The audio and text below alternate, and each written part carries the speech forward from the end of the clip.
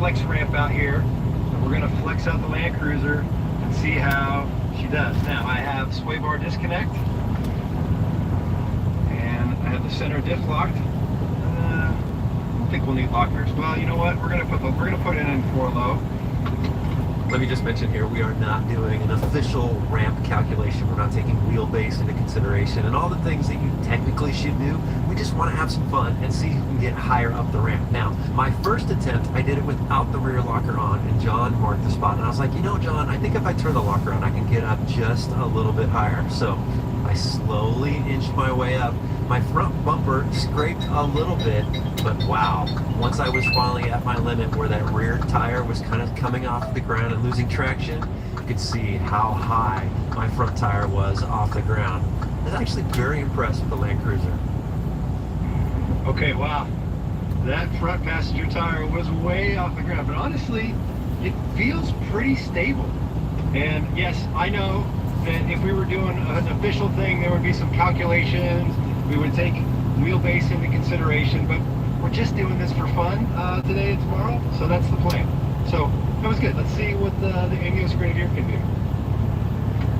So, all right, so now we're locked up. So I have Brad guide me up here. See how this thing does. The Grenadier has a slightly longer wheelbase, 115 inches, versus the Land Cruiser is 112 inches. And with the Ineos having solid axles, I kind of assumed that it would be able to climb higher than the Toyota. I don't think it's going to pull that rear. Yeah, if it does, it'll just teeter over. Oh, no, it was close. Now, we measured at the front of the tire, and perhaps do it again, we should have measured it.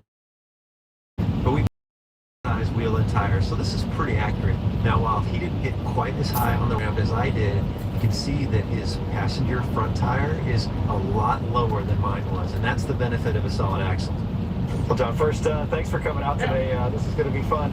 First comparison done. Kind of the flex on the ramp. Not what we expected. What do you think? Yeah. I'm disappointed with the Grenadier, but I'm impressed with the Toyota. Yeah. Everybody says solid axle is better, and I think it still is, on my true opinion. We'll see on some of the other. However, this, wow. I was surprised by how high I got up there. Yeah, it'd be interesting to see how much rear stroke is in the shock. Because we were lifting the front tire off, which is not. But Mine was way off. The Toyota seems super stable. It did. Like real stable. Like I'm having you come up, didn't lift 50 at all. And then as I was getting up, I could see you being nervous, and I could feel it nervous. And me getting tippy where it was going to tip. Yeah. And one thing I noticed is my front bumper was kind of scraping. You had a good amount of clearance. So, speaking of clearance, let's go see if we can test some of that. Sounds good. All right, next up is tubular, and this one should test breakover, departure angle, and John's going to go first. We'll see how it does. Oh, gosh. That was control arm. Rear. Front.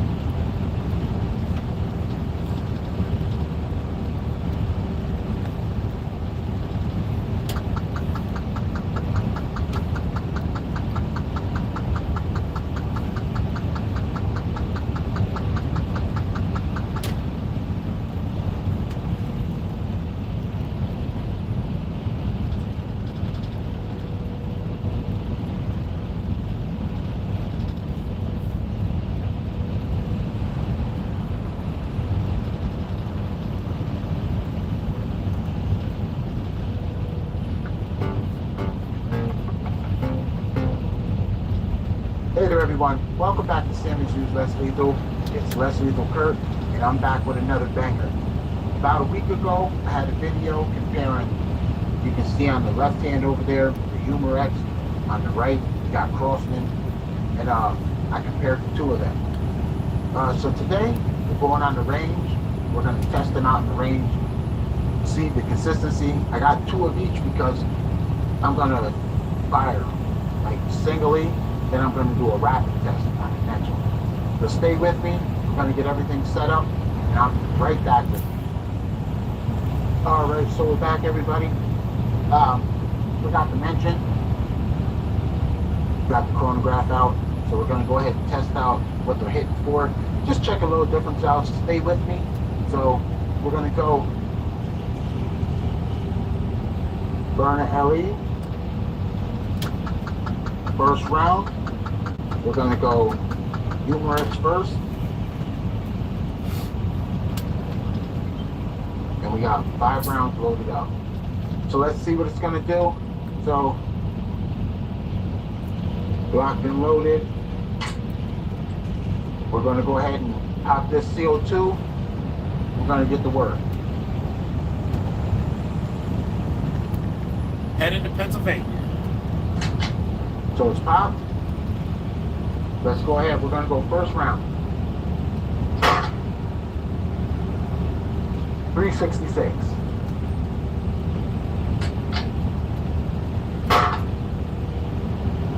Second, 360.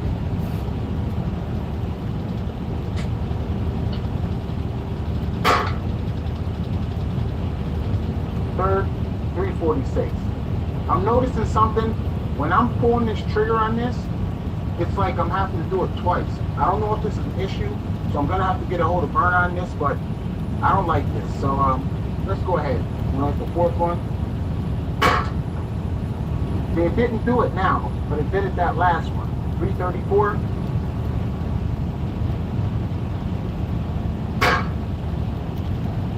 $318. That was the last one of that one. So we're gonna go ahead and empty this out. I'll be right back with the cross. All right, everyone, I'm back. We got the Crossman loaded up. We're gonna go ahead and give me 1 second. I'll show you. Yeah, I wasn't liking that with how it's doing that. I'm gonna have to contact Burner about that. There goes that Crossman one. Yeah, I'm gonna contact them about that because that's a Humorex one, and I shouldn't have to be double firing like that. And I don't know because I've kept these in my pocket so they can stay warmed up. Let me show you what it looks like. It looks all iced up. As long as you don't got the 4 Civics behind me, we good. You can see the smoke coming out of it still. So it is a little icy cold up. It is a little cold up this area. It's getting warmed up now, but I don't like that, you know. So we're gonna go ahead. That Crossman's loaded up. It'd have been dope for the video if Here you'd we have go. flew around me though.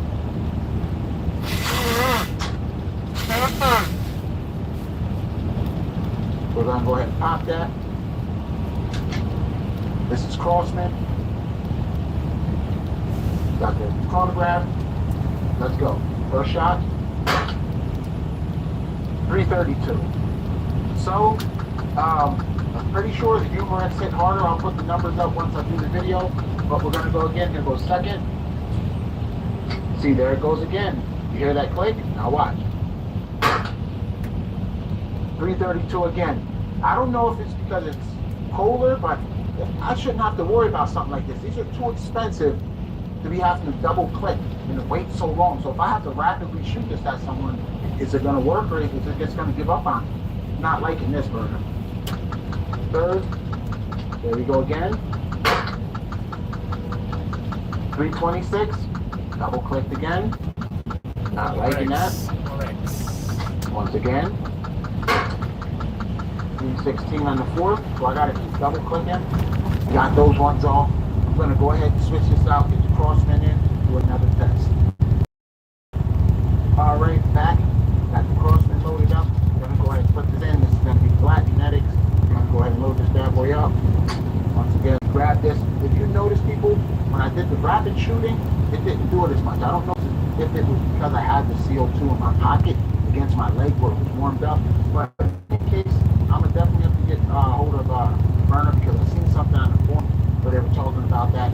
If anybody knew what they were talking about, I seen several people said that Burner was just trying to put it off like, you know, that it was nothing. But we're gonna go ahead and do this right. Go ahead. Okay. Let's go.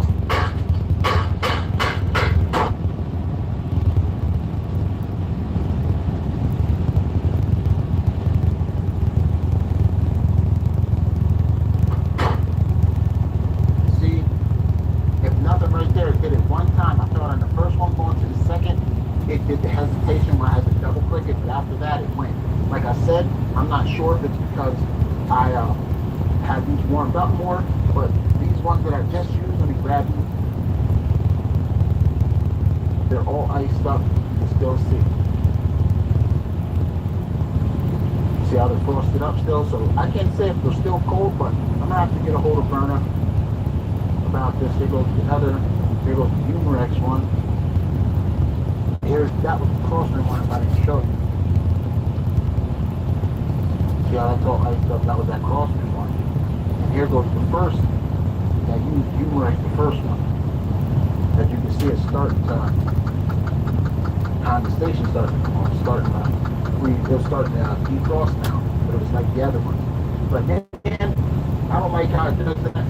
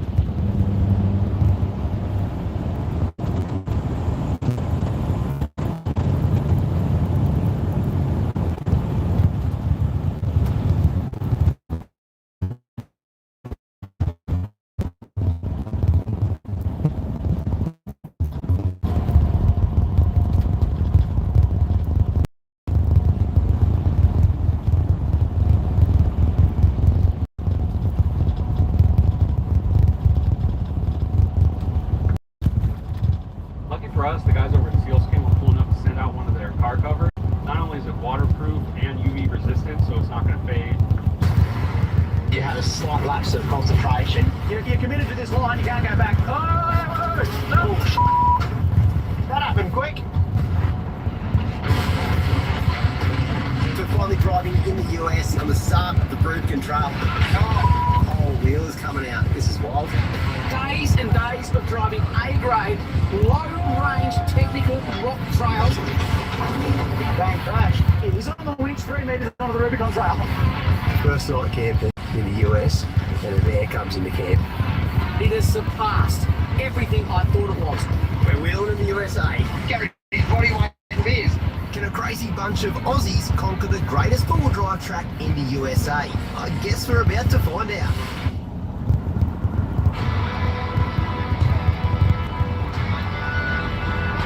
A few hours inland from California's capital, Sacramento, the Rubicon is known around the world as an A-grade off-road challenge. It might only be 12 miles or 19 kilometres in length, but this track features some of the most insane and intense technical wheeling you'll ever find, anywhere. With barely an inch of flat ground to be found along the treacherous, dip-banging, panel-scraping boulder minefield that makes up this insane trail. The locals build up some pretty wild rigs to tackle it. I'm just airing down at the moment at the park. They've all got trailers. There's no boat ramp in sight. They've all got buggies and massive down here. The trailers, as far as you can see, this is very different. And,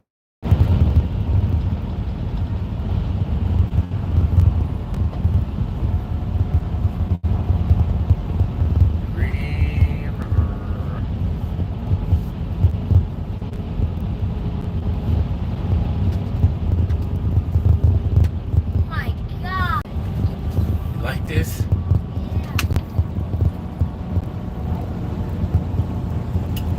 About to hit the tunnel up here.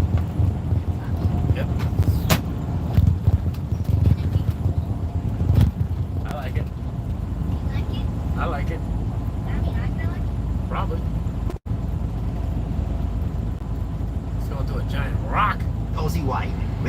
lifts, and only 35-inch tyres. Now, while that might seem big by Australian standards, it's not by American.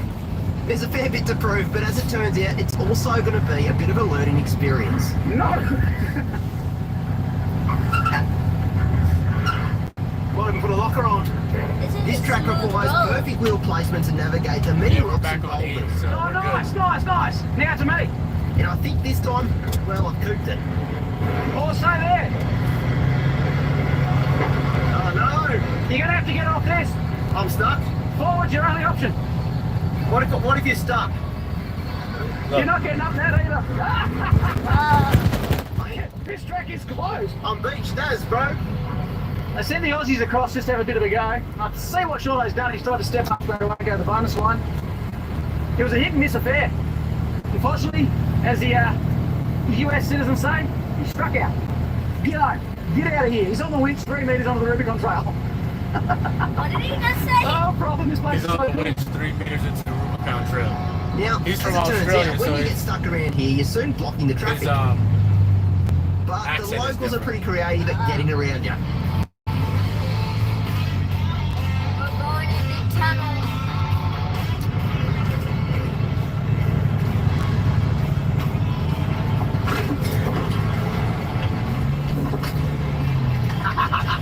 Yeah, tiny winch, but you know what? You got to give these things a go. We're doing it. We're wheeling in the USA. Huh? This is a long tunnel. Surreal. This is, we decided to take one. We're going Sure, fast. to get the bonus line and didn't make that winch. So the worst case scenario for us is we don't make that winch. So we're going to go bonus line. We're going to do it, mate. All I'm saying is to see the rocks. Yeah.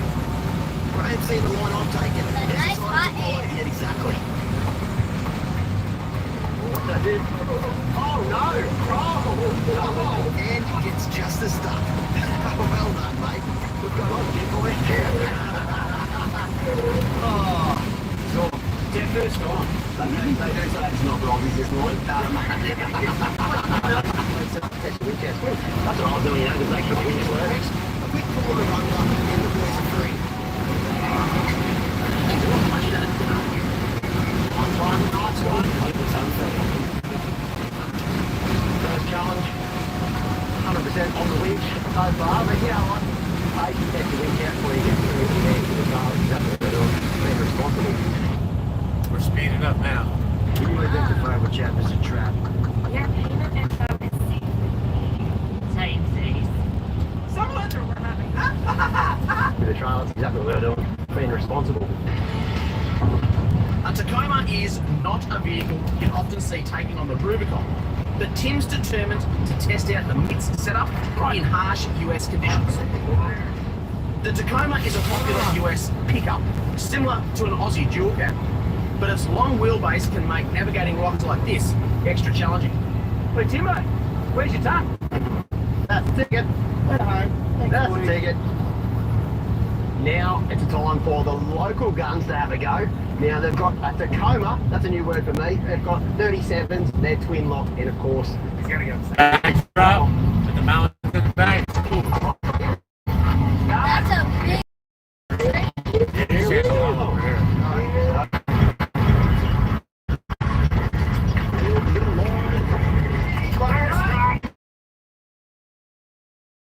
That's gonna be. Oh, look at the view! Sound as well. Sometimes you need to pinch yourself. We did an amazing little hill climb, and I was so concentrating on just getting up that little step that I pop up top, and you can just see for miles there's pine trees, there's rocky mountains. Views for days. Graham hasn't driven a live axle coil sprung manual since parking Shorty up in the shed on any tough tracks, but he seems to be getting the hang of Jeep life pretty quickly. The rocks out here. It's crazy the number of rocks they've got now. You think to yourself, I'm not going to be able to drive over those rocks. Now the vehicles just do it. Hey, Ready to eat some lunch soon? Yeah. well, What are we doing? Chicken breast and pasta? Manual on a trail dominated by short, white-faced Jeeps. The Tacomas have been raising at But we didn't get the ramen. We didn't stop at the like a boss. Walmart. Very good drive. We didn't see a Walmart big enough for us to pull the truck in. We should have got it before we left. Feel like you need to be over. Yeah, this side. Yeah. The Aussie line's up this way if you want. Well, not that far. Not too far. Yep. Yeah. That's it. We might run into a.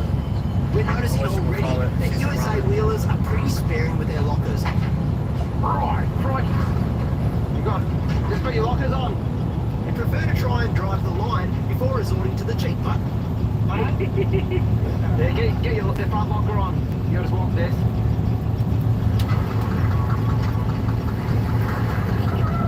Yeah, that's it. Little drive.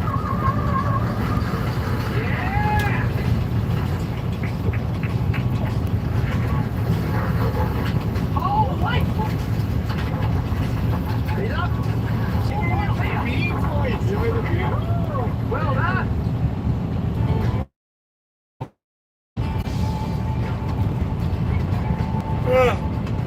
Driving the Rubicon is a rite of passage for many US four-wheel drivers, and this 12-mile stretch of granite madness sees hundreds of vehicles every weekend. With incredible camps, alpine lakes, and streams to check out along its length, most people give themselves 2 to 4 days to complete it. I've never seen anything like this. This is unbelievable. It's like if Mad Max was on the Rubicon Trail, it's not the after ride here.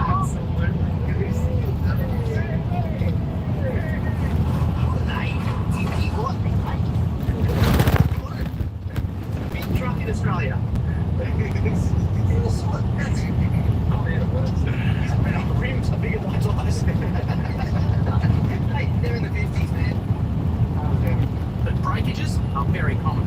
Up ahead are a couple of locals who've had a serious mishap on a rock step, and the breakdown is causing a bit of traffic chaos as other weekend warriors try to make their way through. Right, we've got a Jeep that's broken a rear axle, I believe, and he's in a bit of a sticky spot right just before a hill climb. And the only Not way, that dip. other than going up, but he doesn't want to do that. He wants to sort of get back down again and limp back out of the track. So I'm going to winch him back over all these boulders, and we'll get him out of here. The Infiniti QX60 is perfect for whichever version of me I need to be. Over to Aaron. The Bose audio system gets me ready for the stadium banner. We'll get him out of here. It's like we're always rescuing Jeeps. A reverse winch seems like a simple solution, but it turns out Oh yeah. Oh my goodness, the whole wheel is coming in. That's not how you change the tyre. These axles have a little clip on the end of them, and if that breaks, any spares on. And then I was going to winch. again is open for business.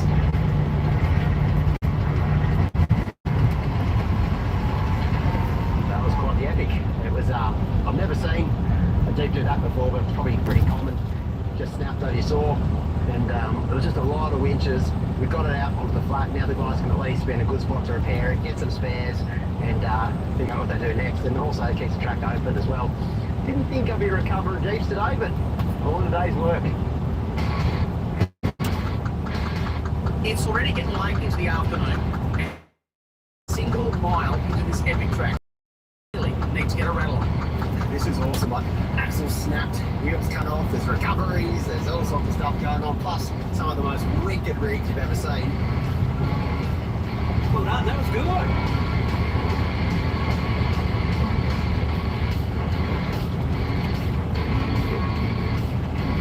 There's not a single metre of flat ground on the entire route.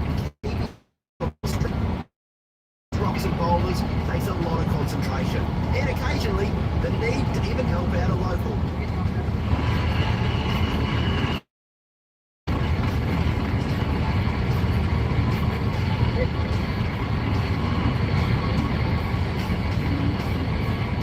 Dad, you turn 45. How old am Let's see, I'm 42. Day has passed.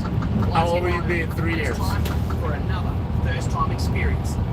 Camping in the USA. You'll be in the double digits. You'll be. What a day it's been. I mean, for my first day. How old are you now? Driving in the USA. So much Plus? fun. I mean, like I said, when we wanted to do the Rubicon Trail, we spoke to a few locals. Well, can't really do it. Three. Yes. Turns out we got this far, but just the whole concept of taking 30 out of the seas and actually be on these tracks. It's just so. What's 8 plus 3? 11. There we go. That's how old you're going to be. On a campsite now, or something. 1 hour 45. Yep. Somewhere that has as many rocks, just we're Aussies and we want some campers out down before we can make camp. Those rocks aren't so comfy, so we find a suitable spot just up ahead. Make camp for the night. I can't wait for that. So many people on the track today. We thought finding a campsite to ourselves might be a bit of a struggle. But our luck has held out, and up ahead is the perfect spot.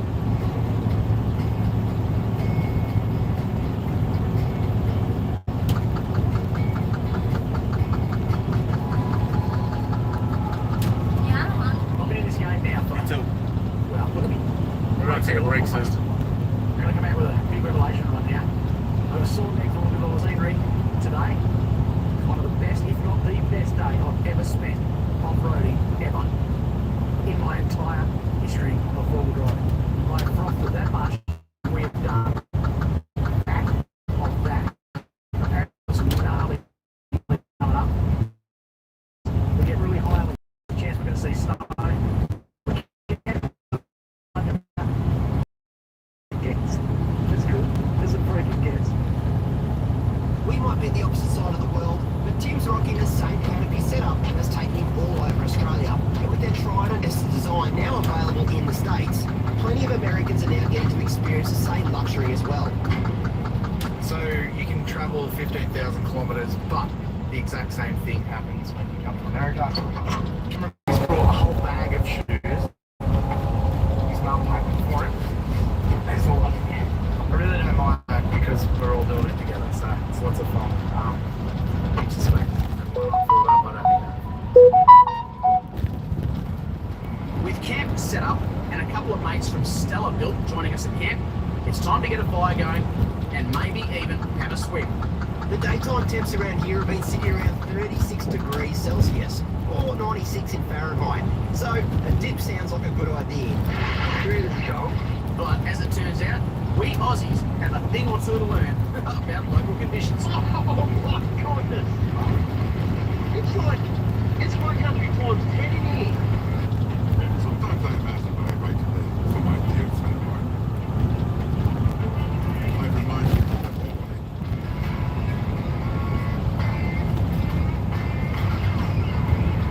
With that, our first day of US wheeling is almost done and dusted. And our grins pretty much couldn't get any wider. Mate, today, I just don't have words. Honestly, I was a bit apprehensive about it because I don't think there's about 100 Jeeps just cruising over my car to try and get ahead. I don't think yeah, exactly, you know. I didn't know, but it turned out to be one of the funnest days of full drive. We've been in America for a couple of days, not supplies, but we've driven out today to the trail, I got the trail there. And we got out here, there were Jeeps galore. Yeah. Going to get the way over here.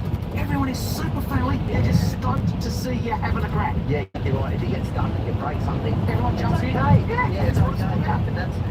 And that sort of relieved the nerves, and all of a sudden, I just had the best day of wheeling I think I've had in a long time. I've said it a couple of times today. I'm going to put this as my pinnacle. Really? It's so much fun. I mean, I got it out. Did actually get up to 30 or what? Oh, yes, it was. And I was so nervous, man. I'm going to be left-hand drive, changing gears with my right hand, and I'm driving a manual, my daughter. Yeah. With something on. So, I'm going to fun, man. I'm having so much fun. So much. I think the best bit is we've got so much of the track to So go. much more to do. So I'm very stoked. I was going to say I'd make it early night. I'm not. No, I'm not. I'm going to have several beers tonight. Yeah, Folks, you we'll know sit around the what I fire. mean? Sit around the fire for now. You guys are going to go just a second away. We're going to have a good night. Yeah. Catch you a bit later. No need to, let's save them. Well, what do you think? Okay, take a Day couple one here. of wheeling Take in a the couple. USA.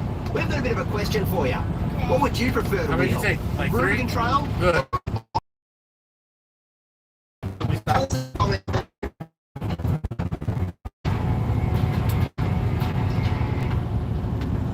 Hope you guys on our trip to the Rubicon Trail. I'm really going to say it was a trip of a lifetime. And the good news is, some of the best bits are still to come.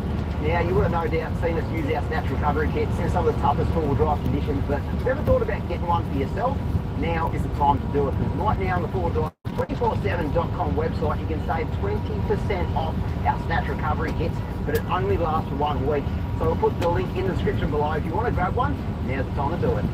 If you're in the US and wondering how you get your hands on some of the gear we used on the Rubicon, a heap of it is available at napaonline.com. They've got a huge range of four-wheel drive gear and spare parts for just about any four-wheel drive and vehicle in the country. And more gear is getting added every single week.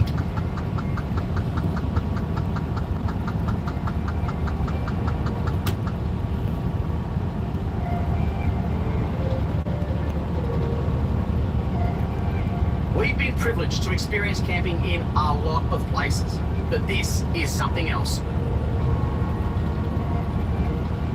We may only be a 10th of the way along the track so far.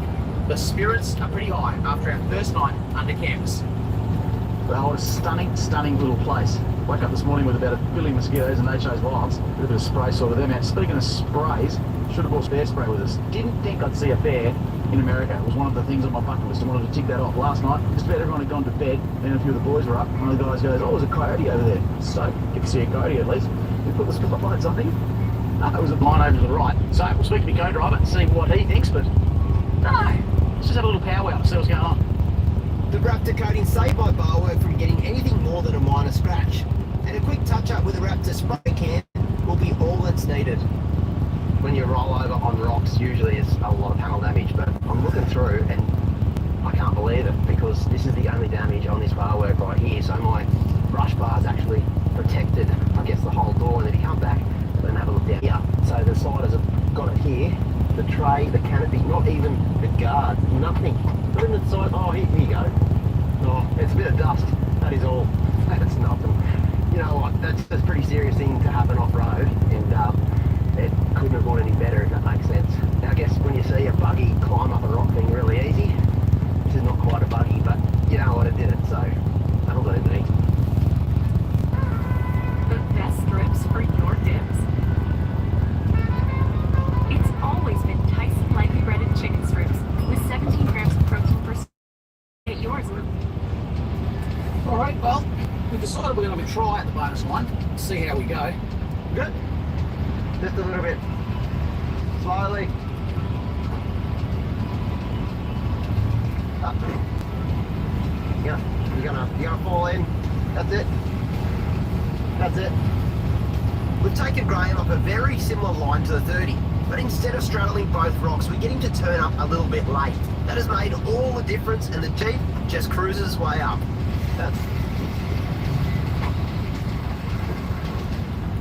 White lie, that felt a bit sketchy. That's it. Didn't come to the Rubicon not to do that. How good's that, eh?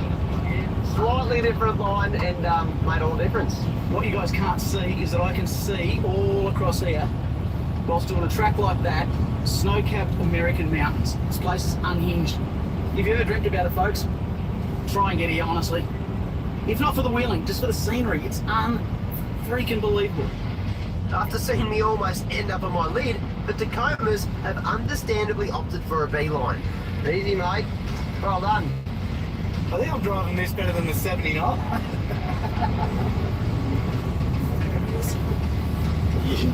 Your wheel is special.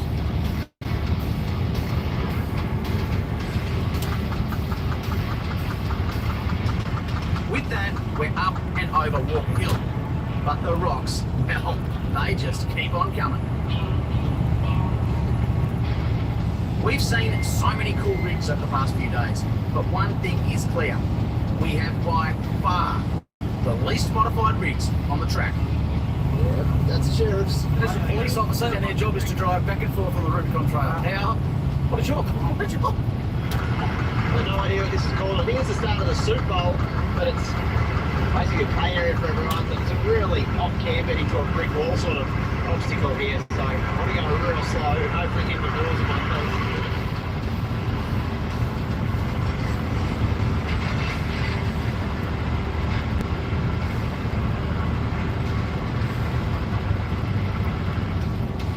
Very good, that's nothing.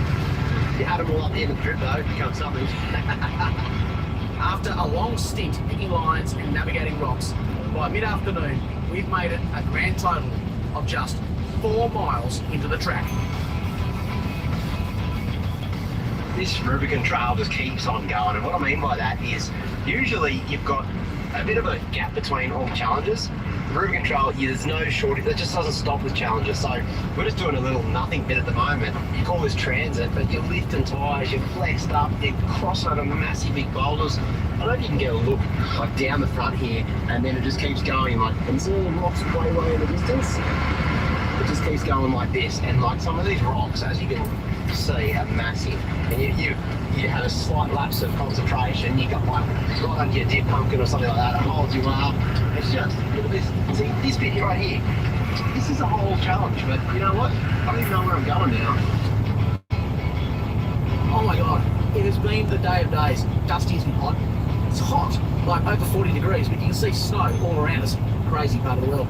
We have got a camp lined up for today. If we push hard, we're going to make it. I tell you what, I'm not seeing people buzzing like the boys have been the last 2 days of this trip.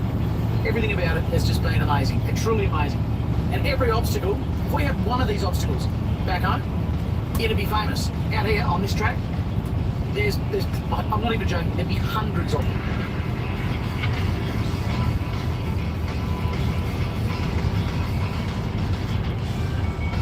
It's pretty cool having my rig out on the tracks. It's actually, a lot of people, obviously, they see the steering on the other side, then they realise it's a Toyota, then they realise it's a diesel.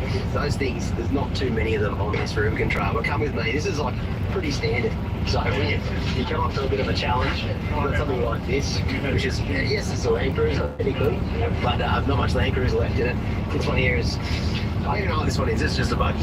Some description. This is a cool Jeep though. This is running 40s. Check this out. This is what they call an LJ. It's got, some would say, the perfect wheelbase in Jeep world. I'm learning a lot about Jeeps, as you can tell around here.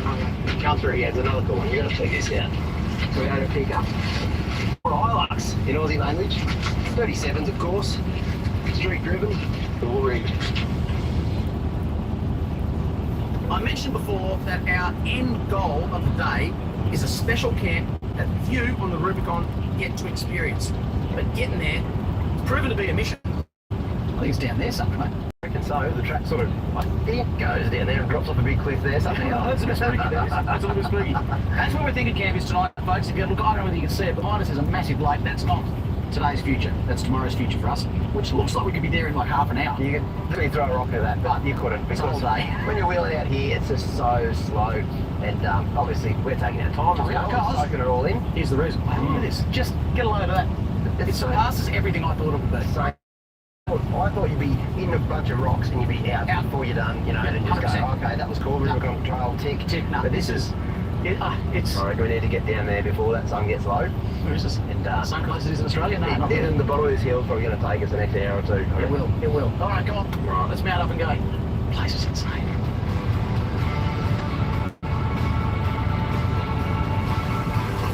Bumpy through here. I'm still tripping out here on a water crossing, 2,000 metres on a rock slab in the middle of America. What the heck?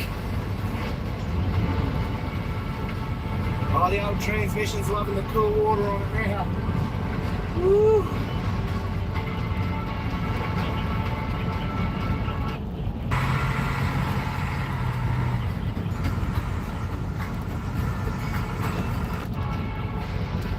A number of bodies manage access to the area, but one of the groups working tirelessly to keep the track open to four-wheel drivers is the Rubicon Trail Foundation. They've given us special permission to camp on a section of private land they manage along the Rubicon. And we've still got to get there. It's got the heartbeat. That probably felt sketchier than nearly anything today. And this is a nothing part of the track, it's just we're trying to hit the camp. This place is wild.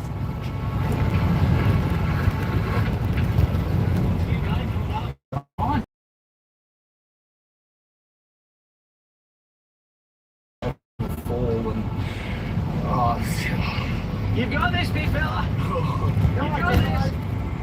Get that tongue out. Have a chair, buddy.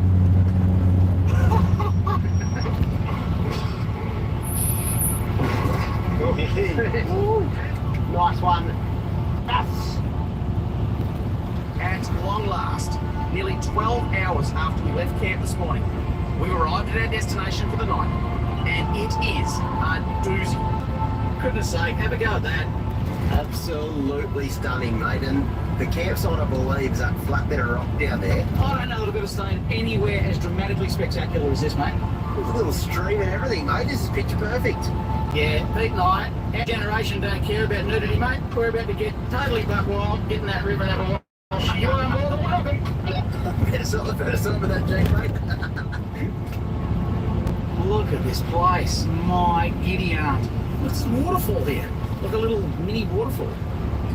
Never camped anywhere like this before. It's breathtaking. I don't know. I'm using it right now. How is it? Amazing. Yeah. Unreal. You can't beat this. Wouldn't want to be anywhere else right now. Except for maybe in that creek.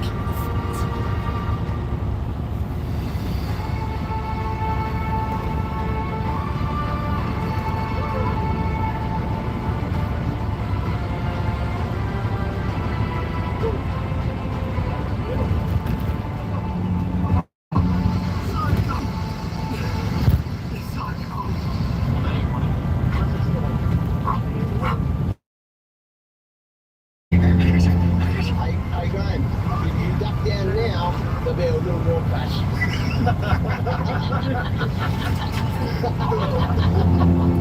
Sitting in a mountain stream with a bunch of mates, middle of nowhere, halfway through the Rubicon track, and this is it. Big statement I'm about to make. This is the greatest four-wheel drive experience I've ever had in my entire life.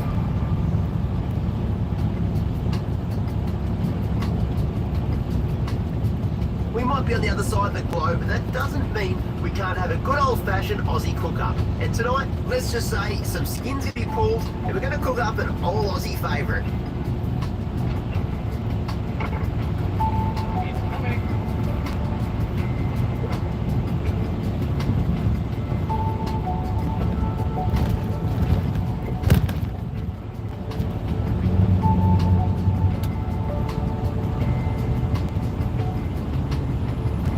Take it all in right now because have a look at that. There's a nice little red hue going over those mountains. I mean, after a day of wheeling like we've had today, to come to a campsite like this, I mean, we've all said it, nothing short of amazing. But the one thing that'll make this better, of course, is a bit of Aussie cuisine, because we've got a couple of Americans here in camp, and trust me when I say this, they've never tasted a bit of four-wheel drive 24/7 cooking, and tonight we might just change their lives.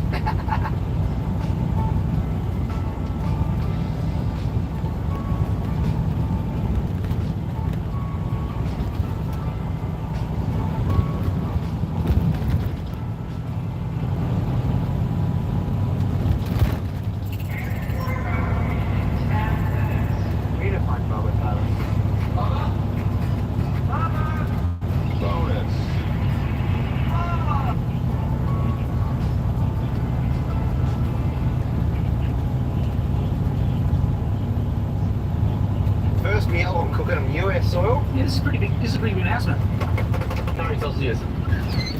Because the fact is, we've got a couple of locals here that have probably never tried curry sausages, and I feel sorry for them, to be honest with you. 100%. One of my favourite dishes of all time. Oh, it's lovely. It's lovely. I've got to admit though, it was very hard to get the ingredients. I'm out of my element over here. Sure. Just got Woolies and Coles normally, everything I need's there. Did you get sausages? That's the main thing. Well, speaking of, I'll just go grab those real quick. Rogie?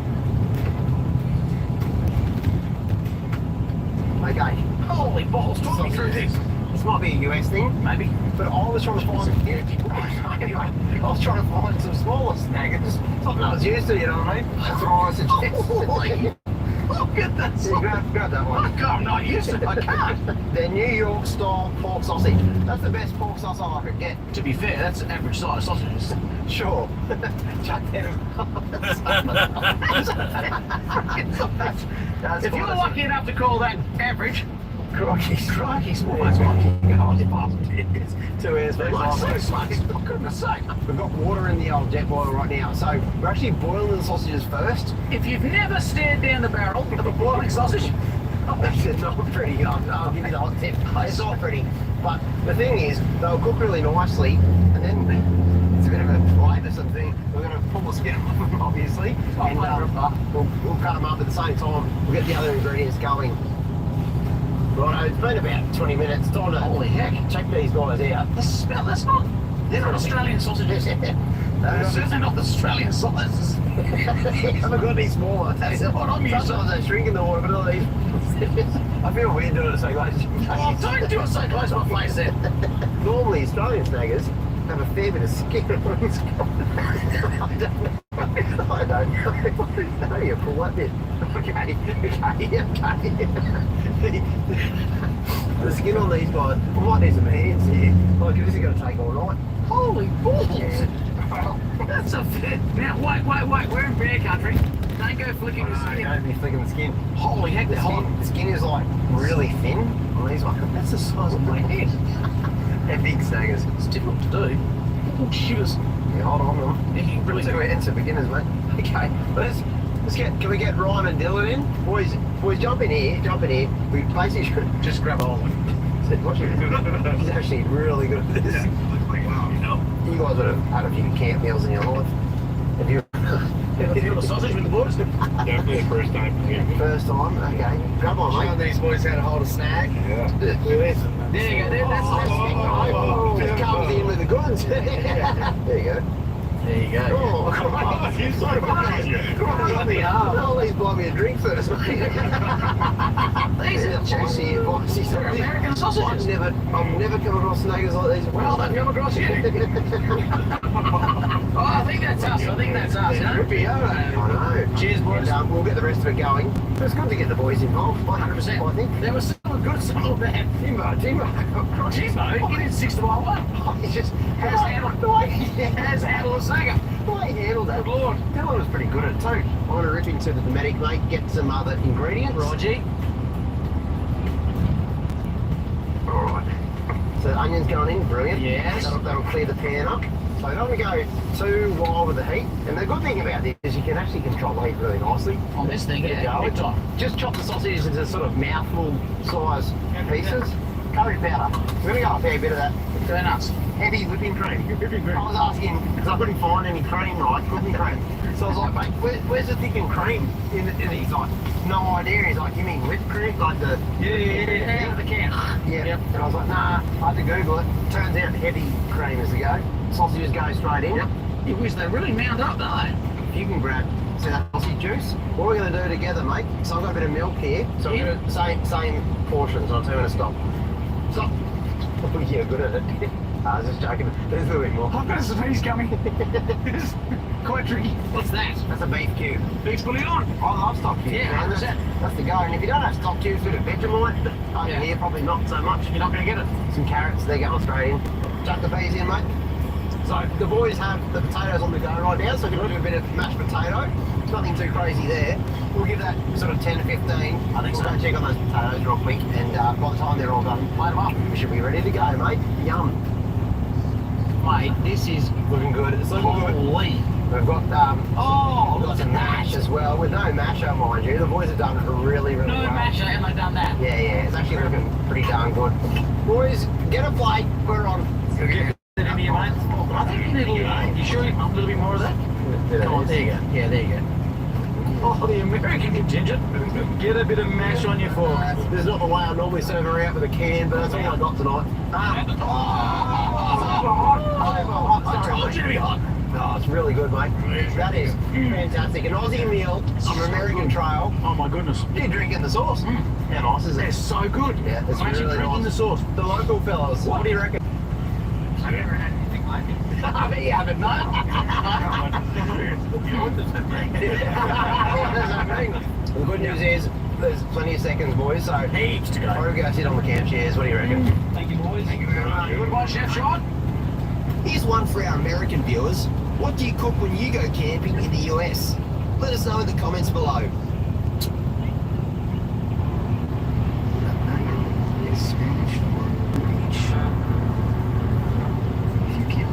US. Let us know in the comments below.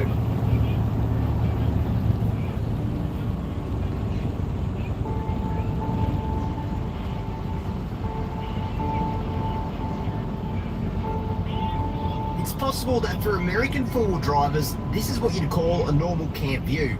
But for us Aussies, it's pretty darn jaw-dropping. Gotta say, Maria's pretty high at camp this morning. I'm not surprised. When you have a look at that view, woke up to this, and I mean, there's some amazing places in Australia, and I reckon some of the best places in the world are back home in Australia. But you got to look around.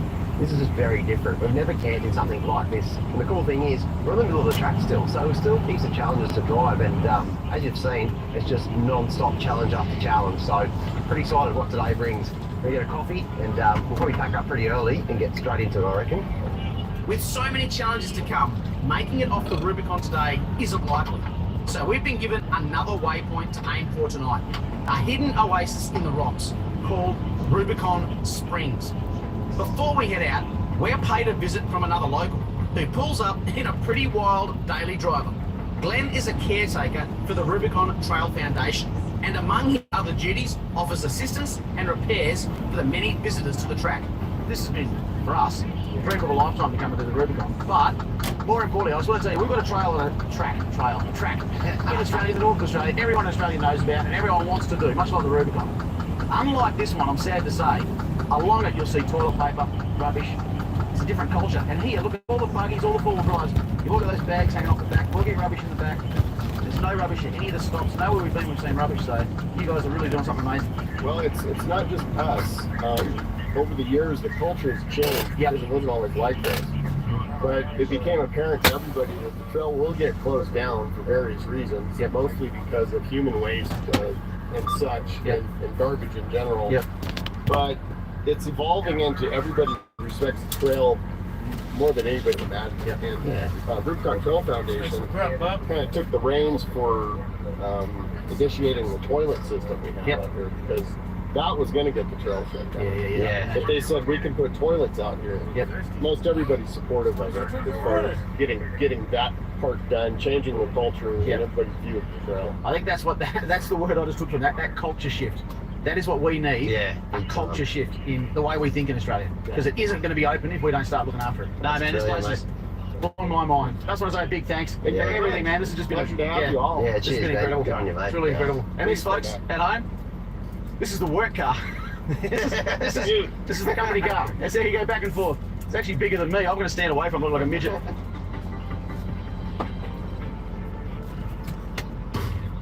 The plan today is to make a bit of a mile. The first couple of days on the track, we've only actually gone about 4 miles in total, and we're not even close to being halfway. So we'll try and change that today. Still a few big obstacles to sort of overcome. It was pretty exciting, mate, when you turn a rear locker in about 10 metres from your campsite. That's exactly what I did. And you look over your shoulder and you've got snowy mountains, peaks, what's going on here? We haven't really broken too many records in the last 2 days, so I reckon today we can maybe even get, 6 kilometres under our belt, maybe 8. Settle down, Tiger. Settle down. But no, you're right. We're about halfway in the scheme of things. It's pretty slow going from here on into, so I think we do put the pedal down today and just see if we can make a mile. We've been told that our goal today, Rubicon Springs, is an absolute must visit, with grass, swimming, and of course stunning camping.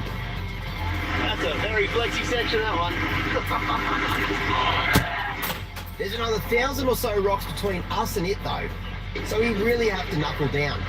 But Graham seems to have missed the memo. Like a turtle on a fence post. How did I get here?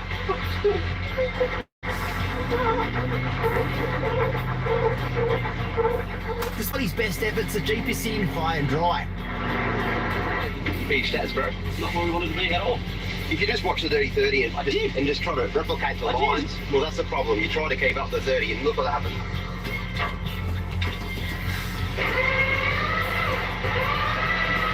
We're learning pretty quickly on this track that it only takes the slightest lapse in concentration for things to go wrong.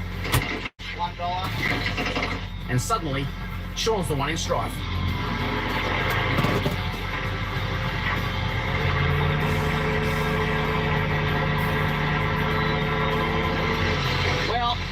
You might recall 30 seconds ago, old Sean Whale jumped out and tried to give me a bit of advice on line choice.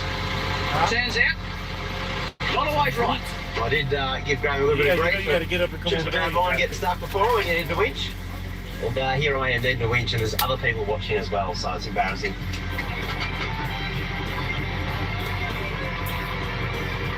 A quick tug on the run, but soon has the 30 out of trouble, and the convoy is on the move again.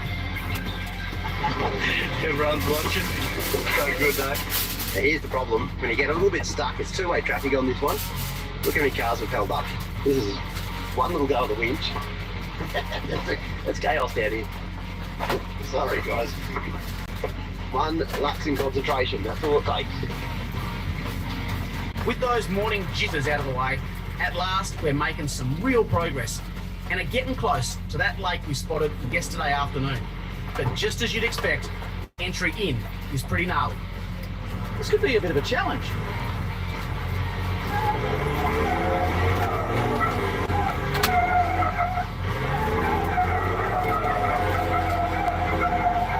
Get a bit of heat in them tyres, bud. Yep, tyres are warm now, mate.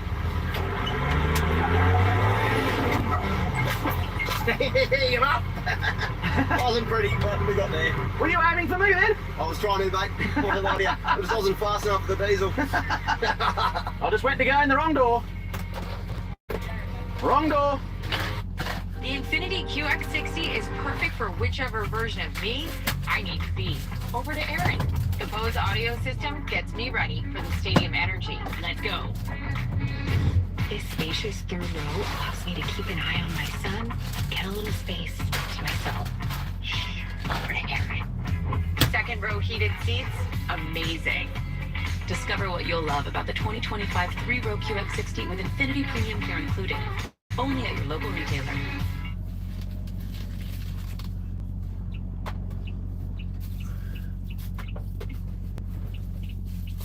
Lucky for us, the guys over at Sealskin were cool enough to send out one of their car covers. Not only is it waterproof and UV resistant, so it's not going to fade the paint at all, it's going to protect the paint because it's got a soft fleece inner lining, so you're not going to worry about any scratches, anything like that. And it's also coated over where all the stitching's at, so that's not going to scratch it either. And it fits pretty nicely and snugly to the Tahoe.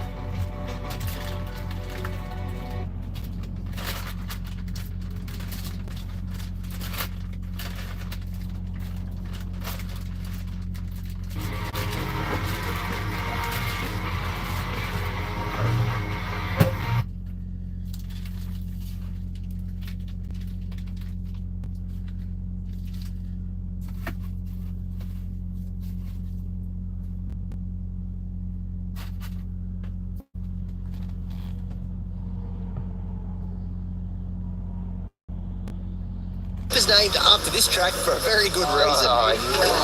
It just seems to love these rocky challenges. There you go, eh? Jeep life. I knew I got the right guy to travel through America with. The Tacomas might be more of a touring style rig. Yeah!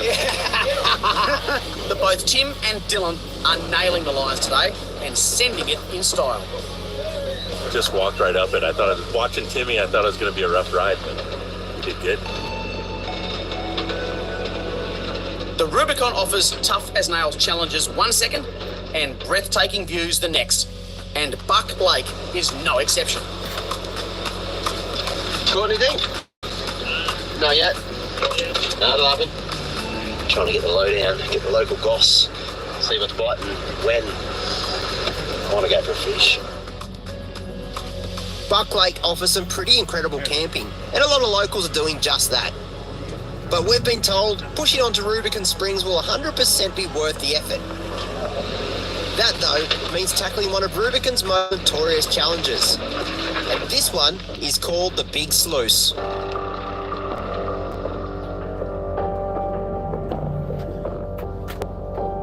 What we've got behind us right here, well, actually what we're on right now, is one of the major obstacles of the entire Rubicon. Everyone's been talking about it, sort of the chat going around. This is called Big Sluice. A lot of these pinch points are massive boulders. How they even got here is beyond me. We'll have to see how Sean's going to go fitting through here. This could be a bit tight. The problem is it's not just so tight, but you've got a huge rock in the middle that's going to dip me out more than likely. This is where having big tyres really helps. I'll be very close to panel, I think. You're all right, keep going.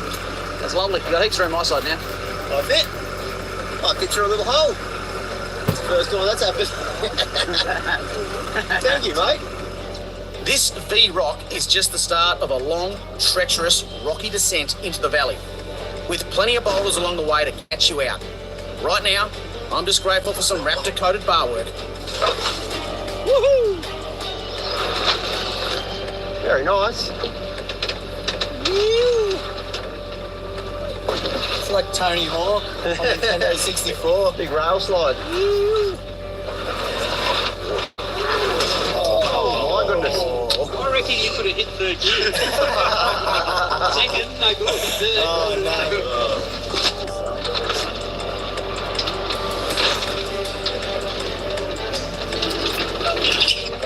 Yeah, buddy. Yeah, wait for it. Wait for it. Coming off. Coming off. Yep. There it is. There he is.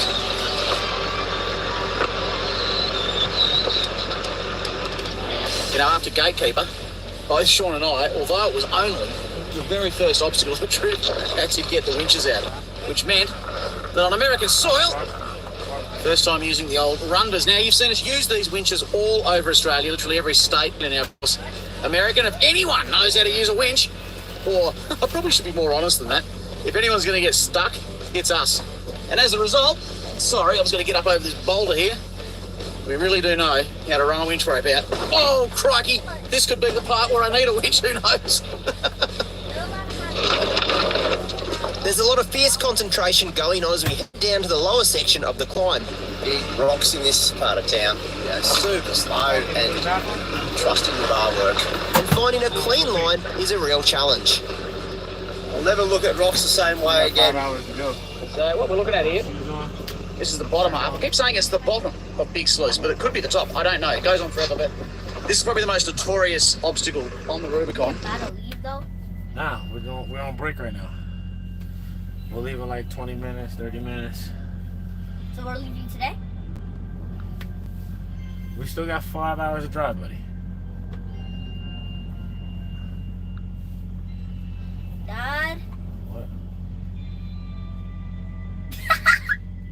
Put your shoes on, Joe. Let's go. Let's see. So we'll make it into Nebraska, right on the edge of Nebraska too. Right on the edge of Nebraska? Yeah. Is Nebraska like... Maybe we can make it to Big Springs. Yeah, Big Springs is a big pilot. Big pilot? Yeah, Big Springs, Nebraska. Let's see how far So that we're is. going to Big Springs That's what we're gonna try to hit. in Nebraska. See, that's where we're on Wyoming. We're gonna try to get to here. And then tomorrow we can get to Illinois. Then after Illinois is what? Pennsylvania. And then after Pennsylvania is what? Well, we just chill. Break? Yeah, take a break until it's time for us to go. Where are we gonna go after Pennsylvania? I don't know. We don't know yet. Come on, let's go back.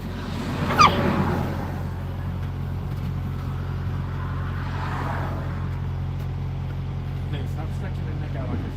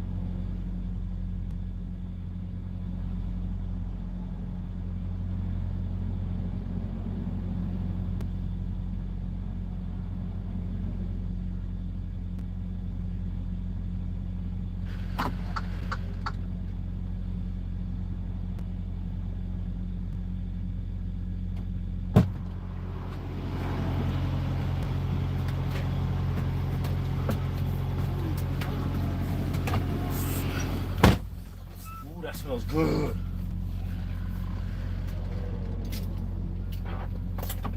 Perfect. It smells really good.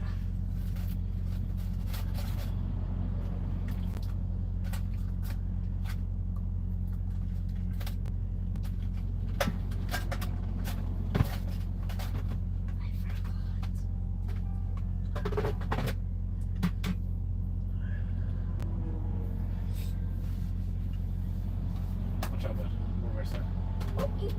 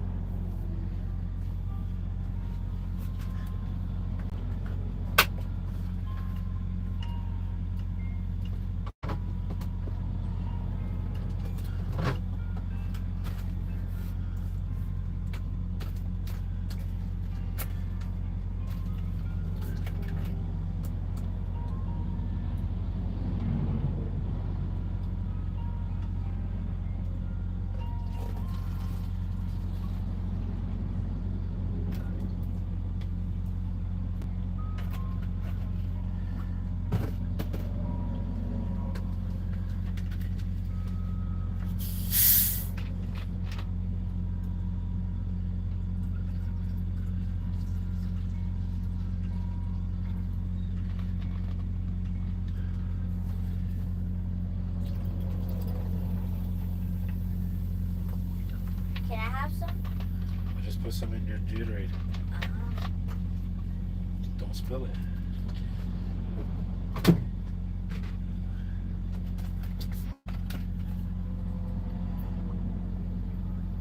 It's red. Sure is. Wow. It's good, right? Where's your cap? Alright, good. Make sure you put that cap on good.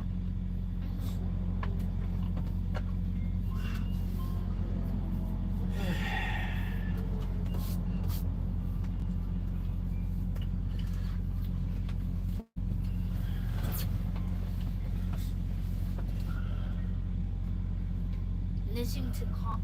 Dad, you listening to comp music? Yeah, I don't want to. And it's like this the whole way. Like you think, okay, we're done. That's it. We're gonna go back up now. Just keeps doing this. Have a look at it. It's A-grade canali tracks the whole way down.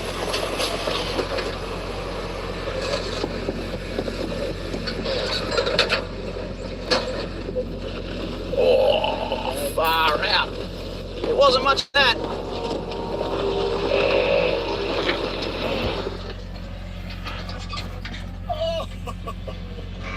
Pretty sure I used my tray box as a rock slide on the sand.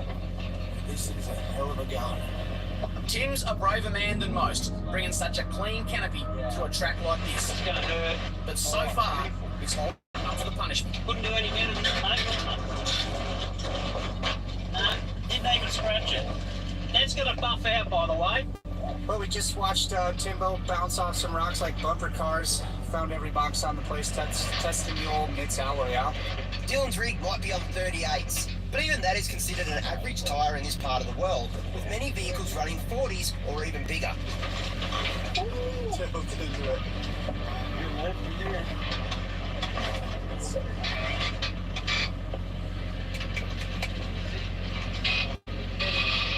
For you, Style and substance. In the GMC Sierra, or current eligible GMC owners get 0% APR with a total value of over $11,000 on this Sierra 1500 model. Why do my feet feel like this? They're like curvy and I don't want them to be like that. My other foot doesn't.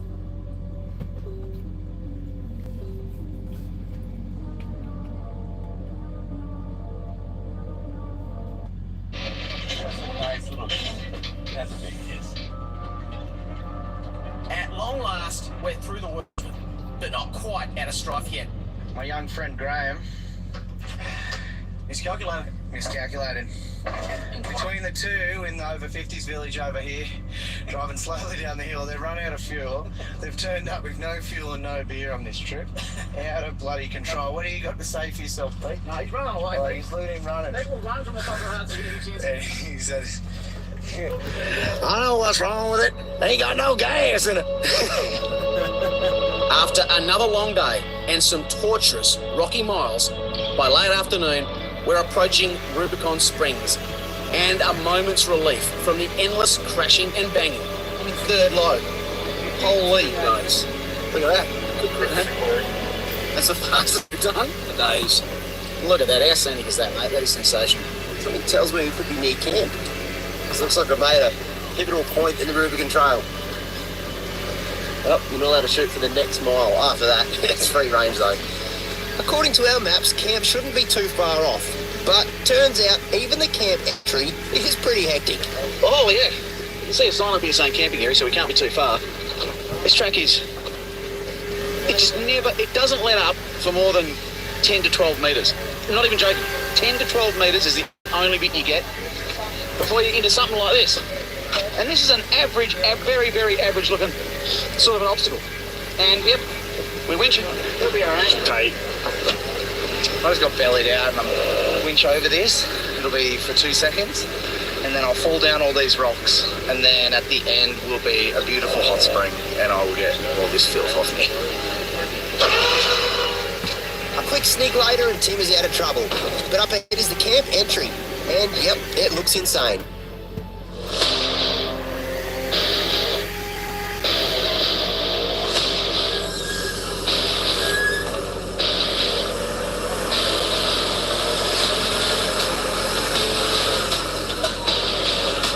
That is a bold line. I like it, though. That is unbelievable. If he slips. The rocks in the US have offered incredible grip, but that can put you into some pretty wild positions that you just have to commit to. That's an unbelievable rule. Right before dinner. Right before dinner. It's not gonna hold that bucket. Nice one, boys. Nice one.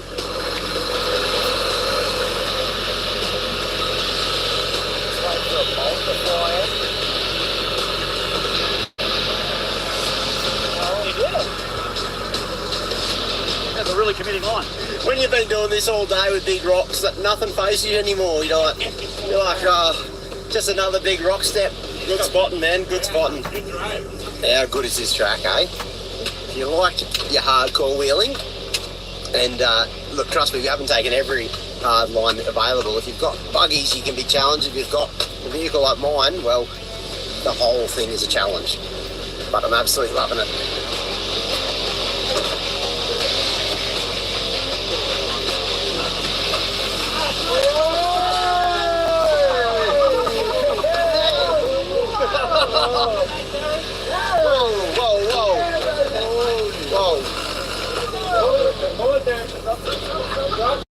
Wow, bit too much? That happened so fast. The trick here is to gently coax the rear driver's tyre up the rock slab. But Graham's got other ideas.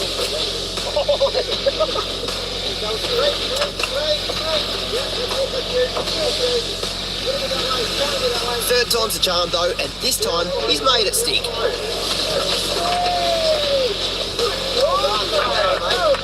Very cool. Well done, mate. That's cool. That's a really good out there. Really good. That's it. That was pretty cool. With the camp gate overcome, we arrive at Rubicon Springs. And after a hot, dusty day on the rocks, it's every bit as good as we imagined. A total oasis in the middle of nowhere.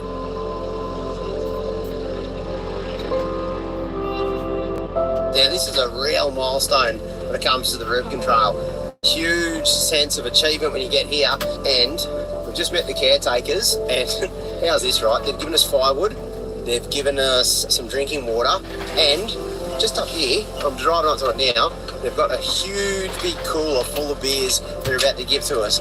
This is proper American hospitality. I've never seen anything like it. Sierra Nevada. Never tried one of those before? Yeah, Coors Light. Coors Light, yeah, I know those ones. Free beer. Have a look at this, have a look at this. Come here. Look at this.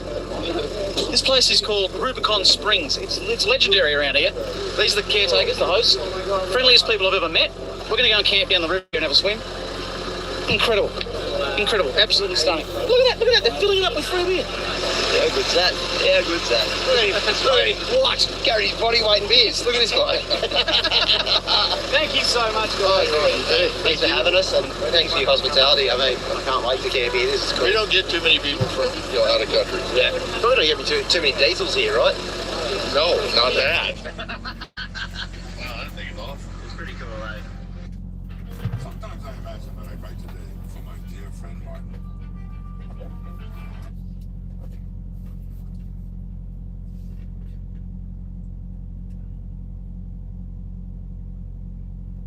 Well, it turns out, no matter where we go in the US, check this out. Tim showing up, the Vitz canopy, what's happening there. No one sees these over in the US. They use different sort of setups, I guess. And the fact that you got a fridge that pulls out drawers, all that sort of storage space, people are just blown away. He spends half the day just showing people. It's so funny. He's got his speech down pat, no doubt, by now.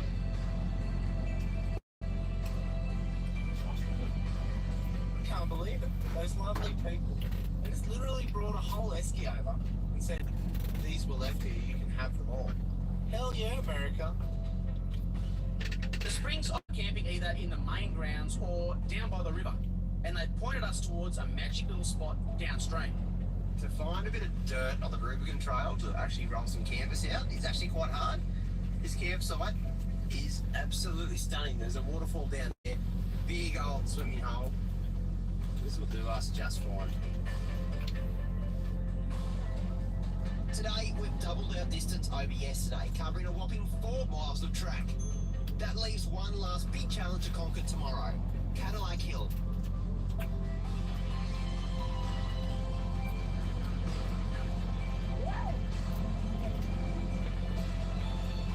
For now, though, it's time to settle in and enjoy one last night under canvas. And with Dylan and Ryan putting on a feed, I reckon it's going to be a good night around camp.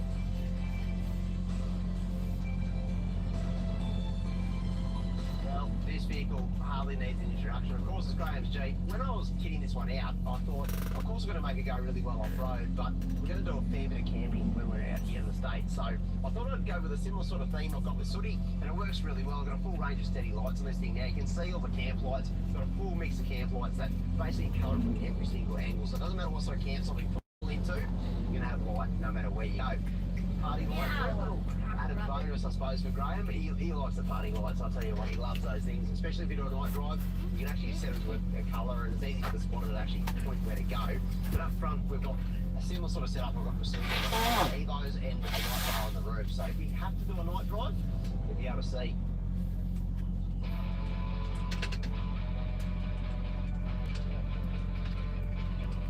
After an awesome last night under the stars on this incredible trail, we're up and about early this morning, ready for our final push to the end of the Rubicon.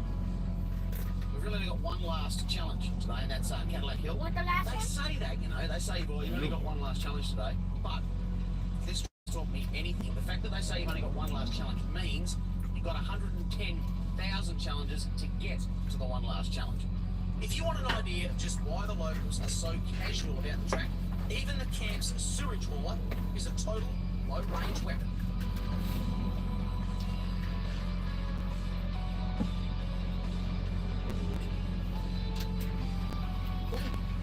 The boys are straight out of camp and straight into low range as usual. Just like we camp every day. Take it down a low range. We basically do camp every day. After 4 days, we have Because we go to a lot of countries every day and like go to the forest every the day. start of the last famous challenge, the infamous Cadillac Hill. Hey, look at it. It's wet, slippery, off camber, big boulders. I reckon it'll be like this all the way to the very, very top. Sunshine off first. He's our crash test up. See how he goes, but look at that. That is just insanity. So you know, you run this one. There's big rocks everywhere. You want to get your point pretty good. It's coming pretty close to this rock here. Cadillac Hill crosses alongside a steep mountain slope, which adds a little spice to an already challenging climb. Oh, ooh. It's slow, but when you lean like that on a big hill, it's a bit daunting. It just doesn't give up, this one. How's that? Excuse me. You're gonna hit that big rock. So this should be good until it's time for us to get where we gotta be, right? Just go back And just take a bit off that. Fine. Hard around. Yep.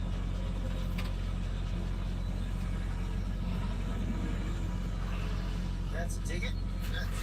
Picture perfect. Now feels hot. That was kind of spicy. Righto, here he That comes. chicken was kind of spicy. That was. I made it jerk chicken. Spicy, but also yummy. Like, not really spicy, just kind of like. Yeah, cause if it was really spicy, my mouth would be burnt. Yeah. It's got a little kick to it. Flavor. Good flavor. I got the little burn in my mouth too. Alright, climb up in there so I can put stuff away. Okay. Cap on. I need to take my shoes off. I already take them off. This time, I think. You can turn in. That's a go. That's a go. The real technical bit of track, this one. You got to get your tyres in exactly the right spot. I'm still trying to get out of the tree. Come over here and take them off. Put stuff away.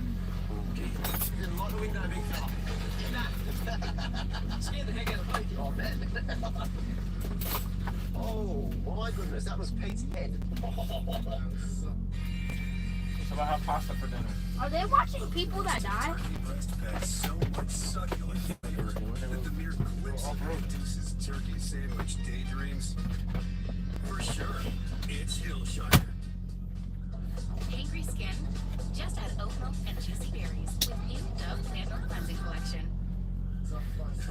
Sorry, Pete. That is yeah, how we didn't hit the window and smash that. Well, that's the impeccable attention to detail that I have. I think you're off your warranty, mate. Oh dear. Time for us to get back at it. I tell you what, you're doing a great job. Well, I'm sorry to try it. Rock here, left hand down. It's all right. Don't nobody panic. I am panicking. Nobody panicking. My mouth feels hot like a See, burning you're hot. going to put the diff on the rock? No, I'm going to go around the rock. Oh, that's beautiful. Yeah, that's fine. Yeah, My mate. mouth There you feels go. hot like a burning hot. Left hand down. If you take left hand down. That's beautiful. See, why couldn't you do that at the moment? I'm embarrassed to say. You've been driving so well already. Perfect line through there. Well, Steve, he's made up for it. I'm embarrassed to say, mate. I apologise. Such great lines. Look at that. That's how we should have done it. Yeah, that was nothing. Look, we're going to do this again. We're going around. We'll be back in 4 days. Anything that watched that taste down. Well, nice drive. Even if he's a little bit rough on the gear, I'll tell you what, he's getting a little bit of panel damage every single track we're doing at the moment. That joint was slapping. These Tacomas have got the V6 in them, and they don't have any low-down torque, so I got the EVC throttle controller like in eco mode number 1. I'll spot him down. Yeah, you're going to have to go right in there, mate. No. Stay there, stay there. Yep. That way. Yep, perfect line. Hard right. He's taking a great line.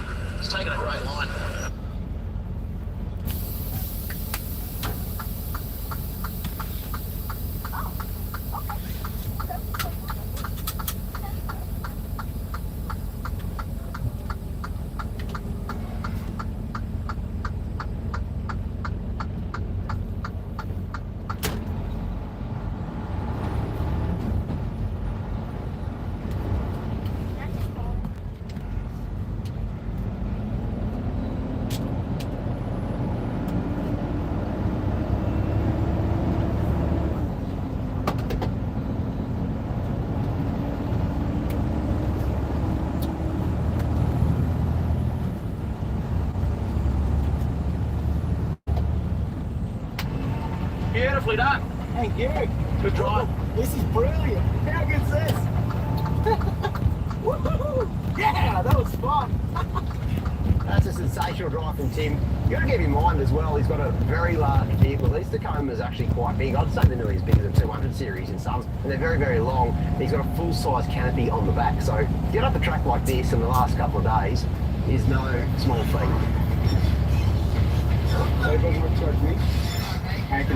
Dylan and Ryan are the last up the slope, and they're sending it in a big bag on the back.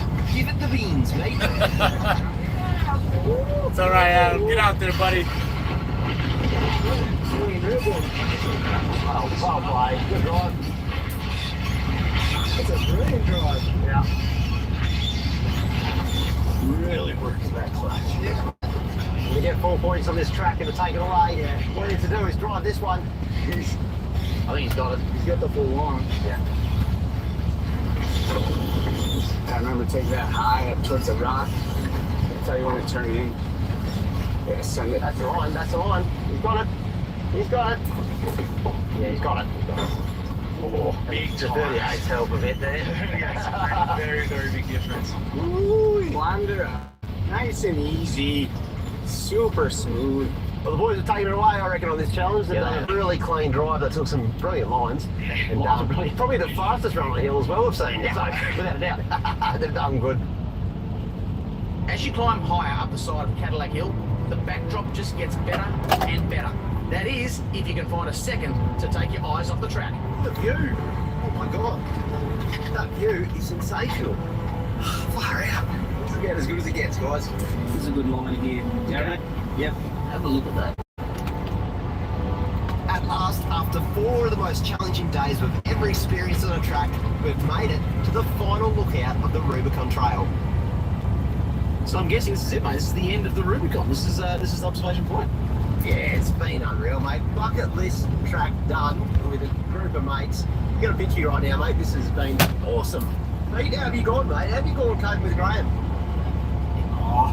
We've had our no, I've had an absolute ball, mate. I couldn't think of a better bloke to do a trip like this. Oh, mate, this is an all-time trip. It's just been brilliant. You watch these tracks on YouTube and everything else over the years, and you never think you're going to get the opportunity. And here we are. We finished it. We finally made it. It's been amazing, you know. Very technical tracks and cool campsites and a bunch of good guys. Couldn't ask for more than that. Dude, it's been an absolute pleasure traveling with the both of you. You can come down under any time. We'll show. No ads, no ads, no ads. King Shot brings you endless fun without any breaks. It's free to play. Jump.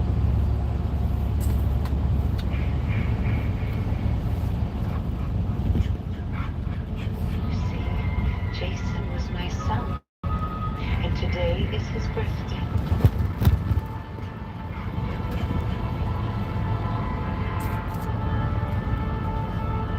Messenger of God, you're doomed if you stay here.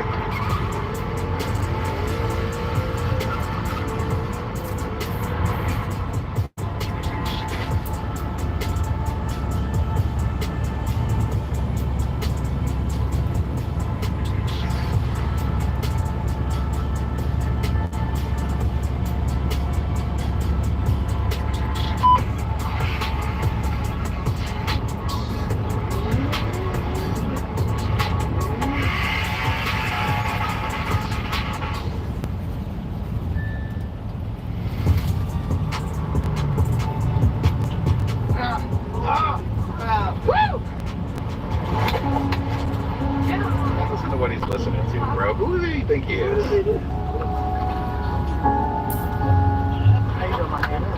Nice to see you. Nice to see you driving in the rain too. I'm not, something I didn't expect that you would. The wet motor, please. You know, just close the door. Care about it a little. Oh, bro. Oh my goodness. Why not? About the camera car that's here, and then this portion is also here too. Trash. Absolute fucking trash. RTR is out here today, guys. It's a wonderful day today. We're out there test day. What are you testing, bud? I don't know. I haven't seen anything yet. I don't know what's going on. We're gonna test out something today. You know what I mean? I don't know what it is. It's raining harder than when I got here. Yeah. This sucks. Look, I haven't seen the car yet. I don't know what it's gonna be like. According to everybody, it's scary loud. I'm just ready. I don't know, man. I'm just ready to see it. I think I'm prepared. I think I'm ready. Where is it? I just hired a car. It's on the rain because somebody wanted a convertible. That is very true. That is very true.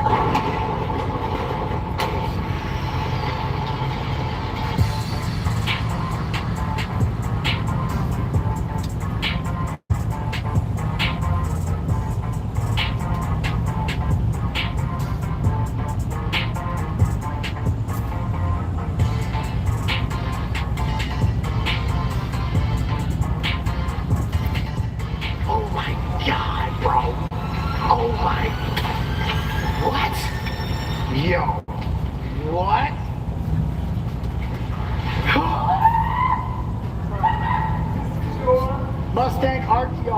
That's 5D. The one and only convertible ever on the planet. Full carbon line. How you can see through it. There might be some a little. The audacity is mind-boggling.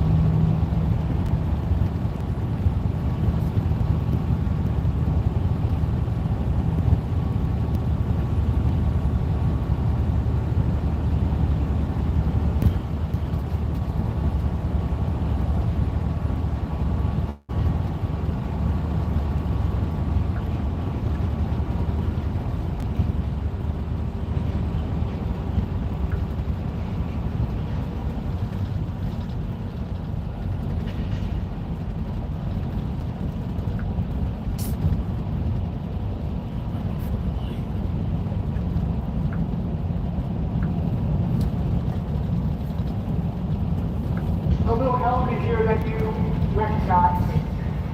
Yeah, I don't know if you know what that looks like. That's a map of Tallahassee. That's a map of Tallahassee in the car. That's a map of Tallahassee. Oh my gosh. Twin custom one-off speedster hops. The carbon, the pattern. Just how? This is incredible. How much fashion my guys put in this car? I don't even have carbon fiber catches on mine. Okay? This is ridiculous. It's ridiculous.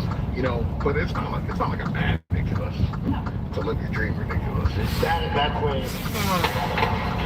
That way is awesome. That's right. Holy shit. That is, oh my god. I'm gonna leave these here for you. Yeah, you don't. You don't. This is a Ford Performance Illuminator, 5 liter, very capable of 950 1,000, Whipple supercharged. It is making right now just over 700 pounds. Plenty of power. There's more when you need it, but this is what is the safe. Drive the rev limiter, have fun, enjoy it, and then if we got to put on kill mode in the future, it's just a couple knobs, maybe a little smaller pulley, and that's it. It's the thing. I think the only thing I have to do is for you to start. I'm actually afraid of that. Alright. I'm so afraid. Make sure she's in neutral. Got the Tremec. Alright, so you're going to go accessory right there. That guy first. Right there. We're gonna fuel pump. Fuel pump. That's fire. You gotta want. You gotta want the fuel to get the. Yeah, that's a part of it. Go for it. Fire it up.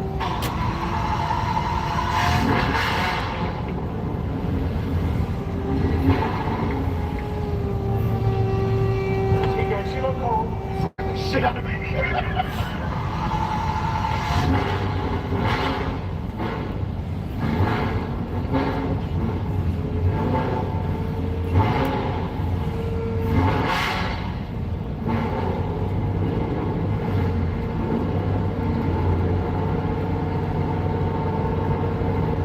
Bring me down here to make me.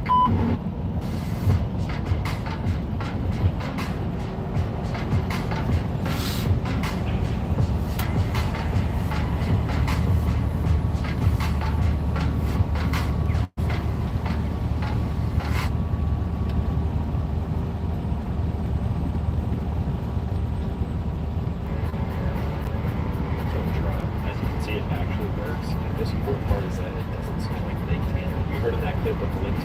Basically, overnight you wake up and you are about a few shades darker.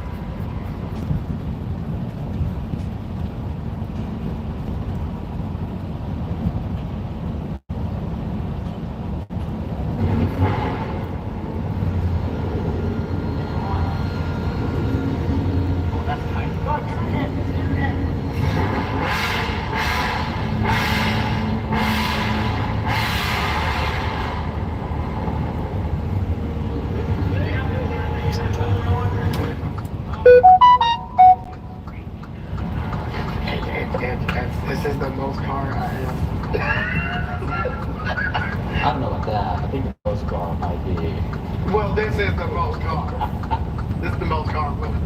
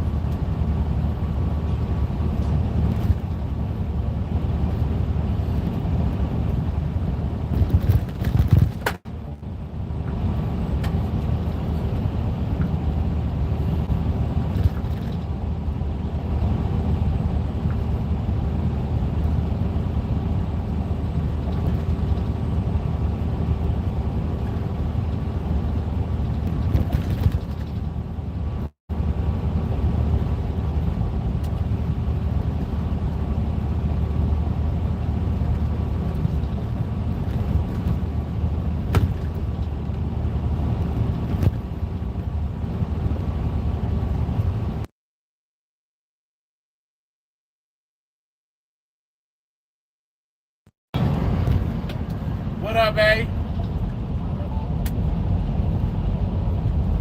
How you doing? No, we got a call this morning that the trailer was done, so we didn't have a choice. We had a call this morning that the trailer was done, so we didn't have a choice.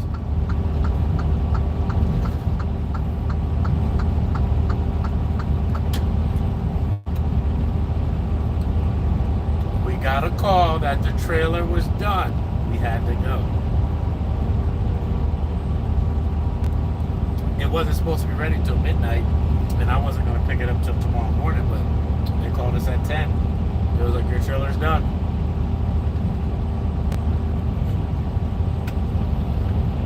How was work?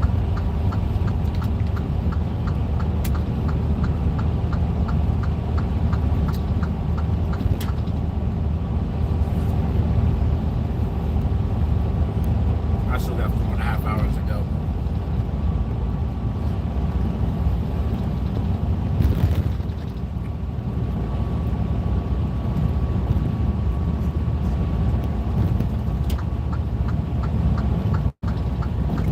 Speeding? Oh.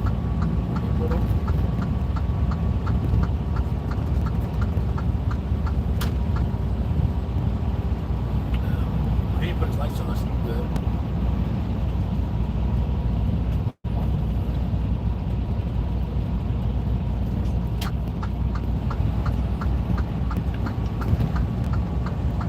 You ain't doing, you got no beard?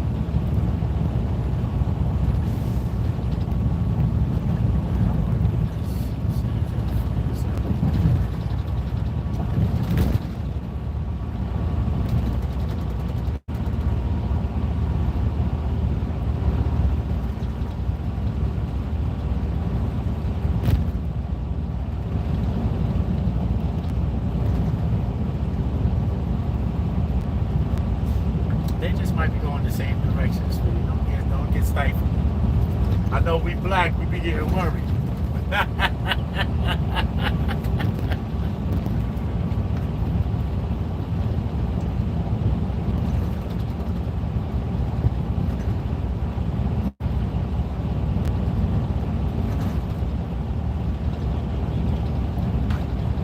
That's right.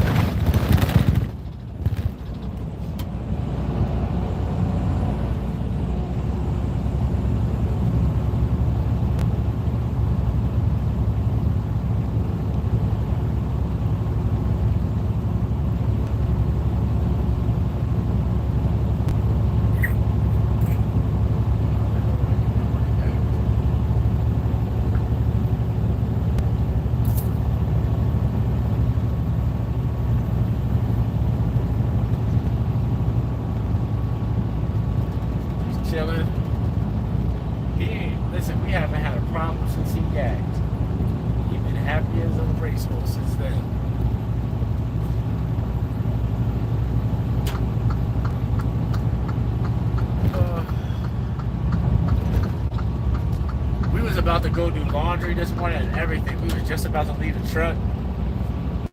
We done got cleaned up, got dressed, about to go do laundry.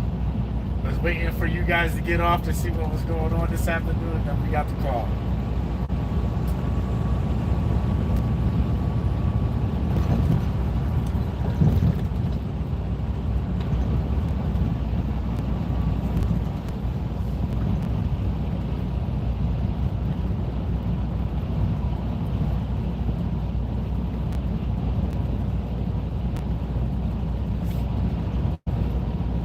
What you gonna do tonight?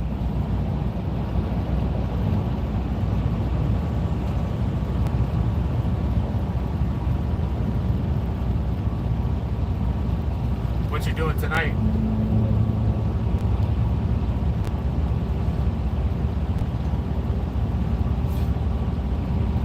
All right. All right, hit me later.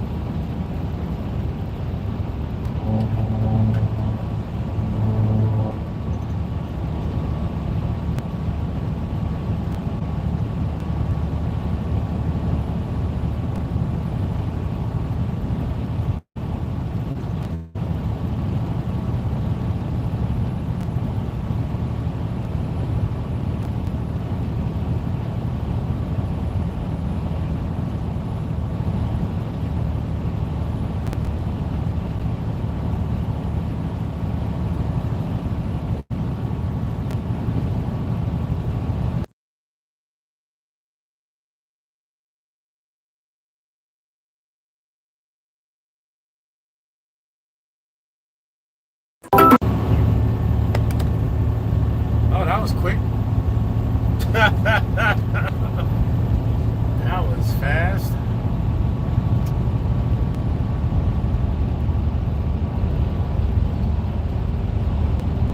I hear that.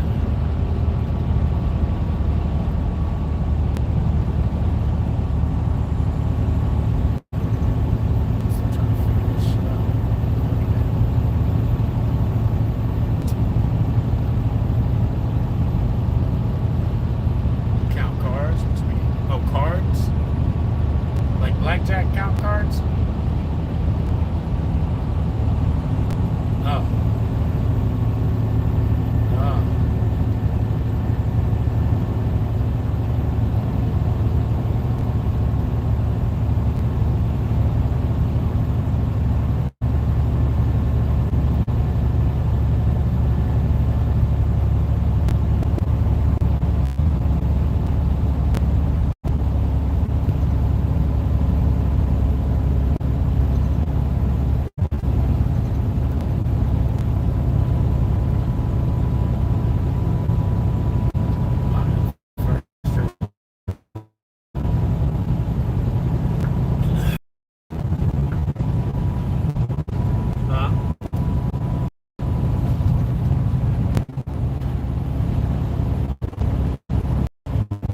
I'm not gonna be there with 60. I'm gonna be. We're gonna be on the 60.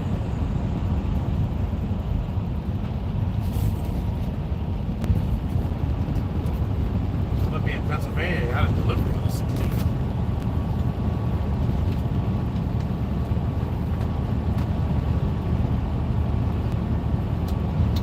We'll be there at 6 a.m.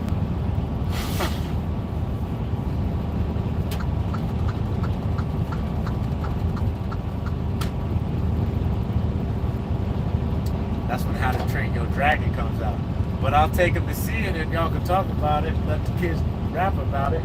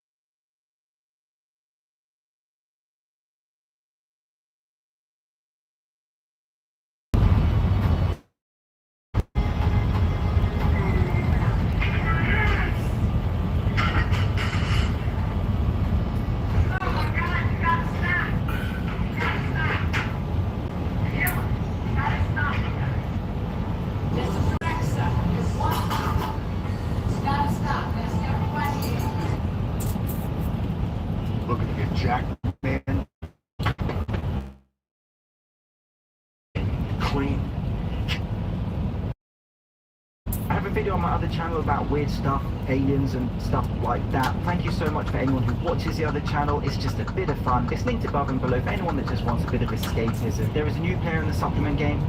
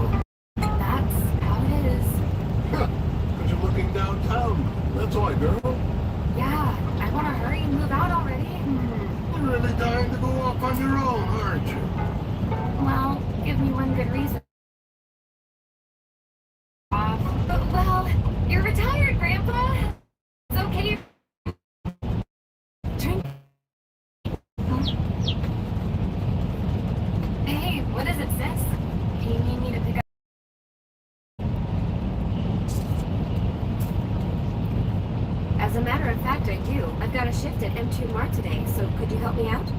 Yeah, that's fine. Bye. Responsible. She works extremely hard day in and day out just to save up money for Makoto. Meanwhile, I'm home.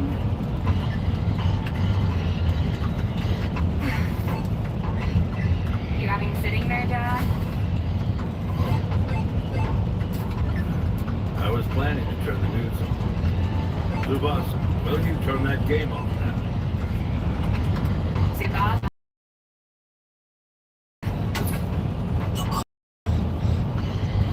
Sis just called and needs help. She needs someone to pick up Maki. Why don't you go, huh? I mean, he's your only nephew. Hello? Uncle Tsubasa? She asked you to pick him up, didn't she? Or should I have to know? Maybe because you're 31 and you still call your 25 and 22-year-old siblings sissy. You should go do it, Tsubasa. It's been a while since you've gone outside. Just got it. I'll go get Makoto. Better me than somebody whose lifespan gets shortened every time he steps outside.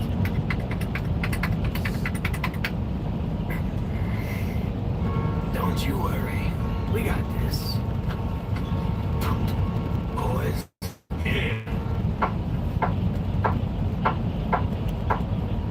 Fury. Hey. What's gotten into you, huh? You never... You and Tsubasa used to play together all the time. Dad, that's ancient history.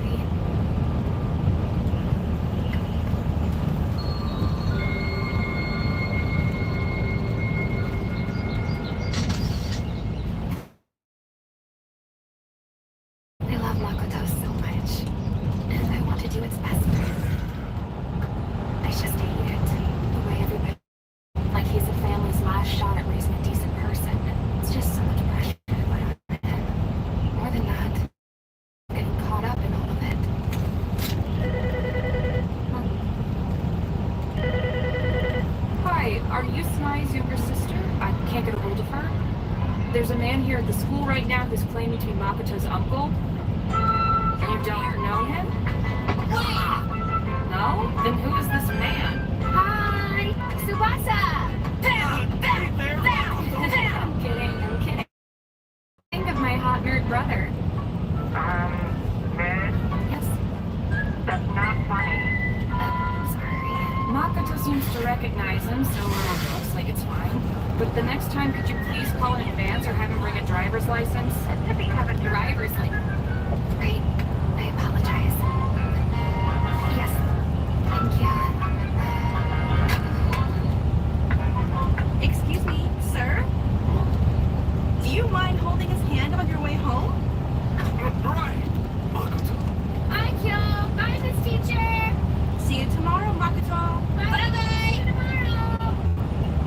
new to this game, go for the pea shooter. Don't get it twisted, the Spider is a late game powerhouse. It's got those spiky crits that can easily double your drops. But there's a catch, it has taunt. That means it'll instantly grab the boss's attention. And if you're not leveled up enough, you'll be toast.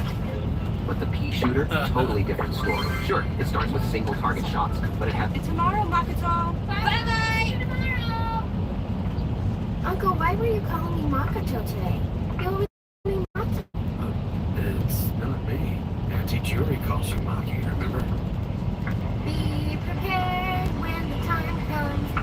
Don't be afraid, no regret. Come along, the battle is now. Don't be afraid, no regrets. Our hearts are flashing like symbols. Oh, hey. Didn't we go to school together? Who? Oh, dude, it's been forever. Huh?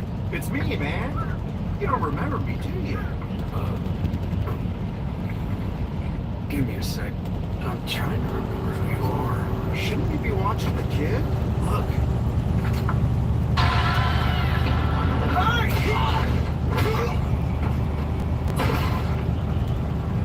What the hell kind of guardian is this guy?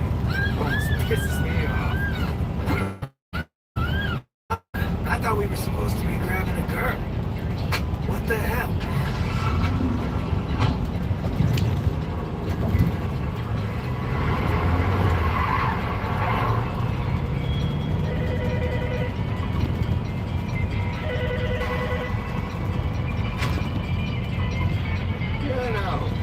Let's dinner. Wait, what'd you say? I just told you, lady. Are you fucking deaf? We kidnapped your kid, Makoto, and his uncle for ransom. So get your act together and give us the money we're gonna ask for. Is this some kind of sick joke? This ain't no joke, princess. I'm only gonna say it once, so listen the fuck up. The ransom's 5 million yen. Bring it to the old public housing complex they're about to tear down. Go to Building B, room 102, and be there at 7:20 with the money. Then 30 minutes. The hostages will be there. Do a direct exchange for the cash. If you're not there at 7:20, we'll kill the uncle. The kid will be next. You can't. How are we supposed to get 5 million yen in that amount of time? I'll let you hear their voices one last time. Hey, speak up. I can't hear you.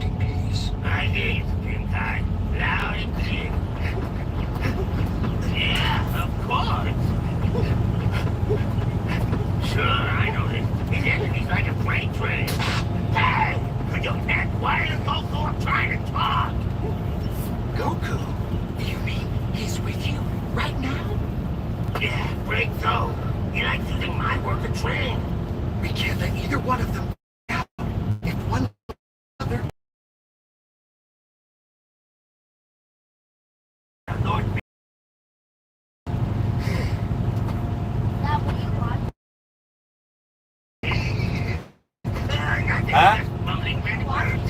Dragon Ball? Do they taste like root beers? Oh.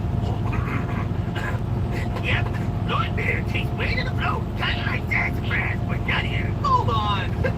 Nah, it can't be something that simple. You wouldn't sound so nervous about it.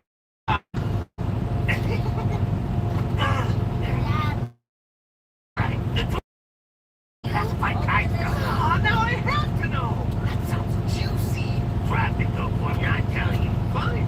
You were talking to Supreme Kai, right? I'll just go ask it myself. No matter what.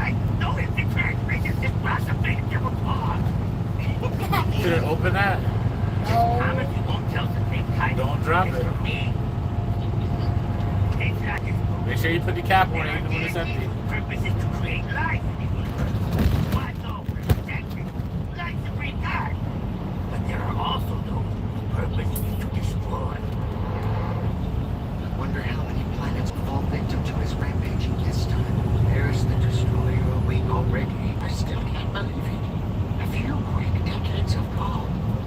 Is that so much to ask for? Why are you wearing your white ticking clothes? Some god of destruction's gotta be pretty strong, right? Sort of a job requirement, yeah. I can't wait to see what he's made of. This is great. You completely breakdown! Why? What'd I do? Were you even listening to half of what I just told you? There's the destroyer is the strongest destructive force in the whole universe. It's in his name. He's on a level you didn't even know existed. He's so moody he'll wipe out a cluster of galaxies if someone looks at him funny. Supreme God beat his pants a little bit if they're in the same quadrant. Are you hearing me? Well, I heard the part about him being the strongest, and I can't wait.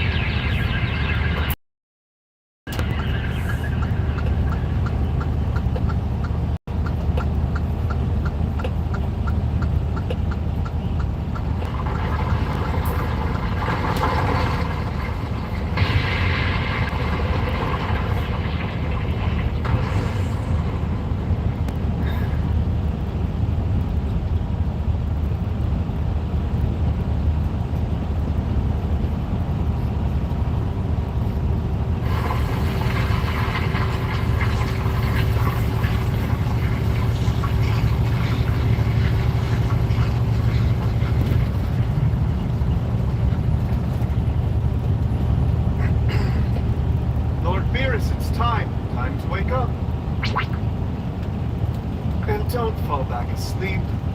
Recall that it was you yourself, after all, who set the alarm bomb to go off at this time. I'd hate to see you oversleep and for one of your backup alarms. Fine ways. I just don't want you sleeping in for 15 years too late and waking up groggy like the last time. But if you require some more coddling, I'm always happy to show off my vocal range with a singing performance to roust you. Oh, but it's so cozy.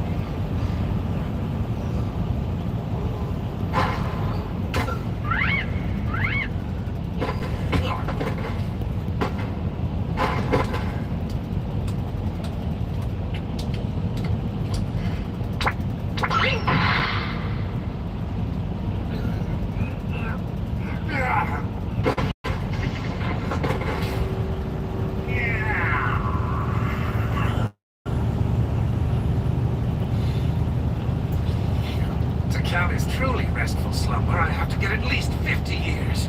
39 is little more than a cat nap. Lord Beerus, it was you who chose this wake-up time. And if I may, why did you choose this date? There's something I need to check for myself. I'm curious, Whis.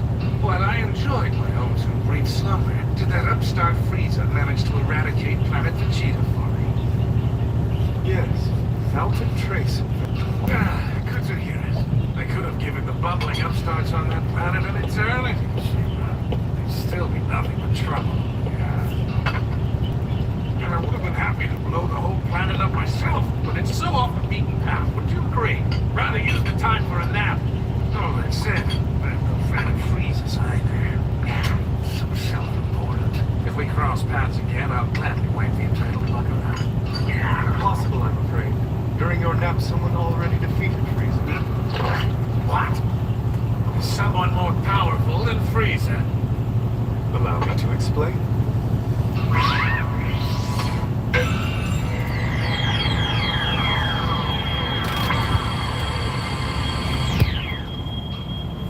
Funny, this scene looks strangely familiar.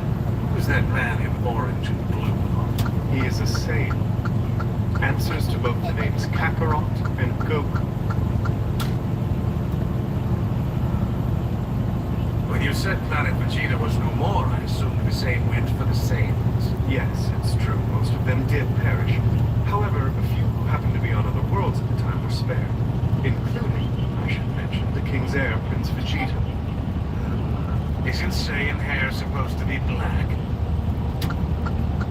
I have to say, I'm surprised a Saiyan could be capable of defeating Frieza.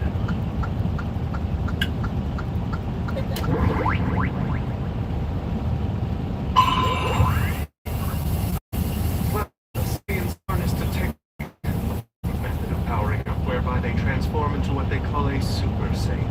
What was that? Super Saiyan, is that? Super Saiyan. Ah! Super Saiyan! That's it. That's exactly what it was. Sorry, what was it? It was Super Super Saiyan God! Yes! I had a dream about it. A vivid dream where I fought against a Super Saiyan God who looked just like one. You know what it was?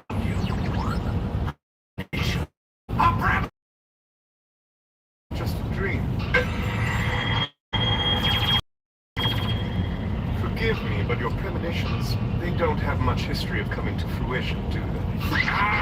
If you'll recall, that dream you had a while back about the pop star movie didn't exactly pan out. You're mocking me, aren't you? Fine. Come with me, please. Oh, Seer! Seer, where are you?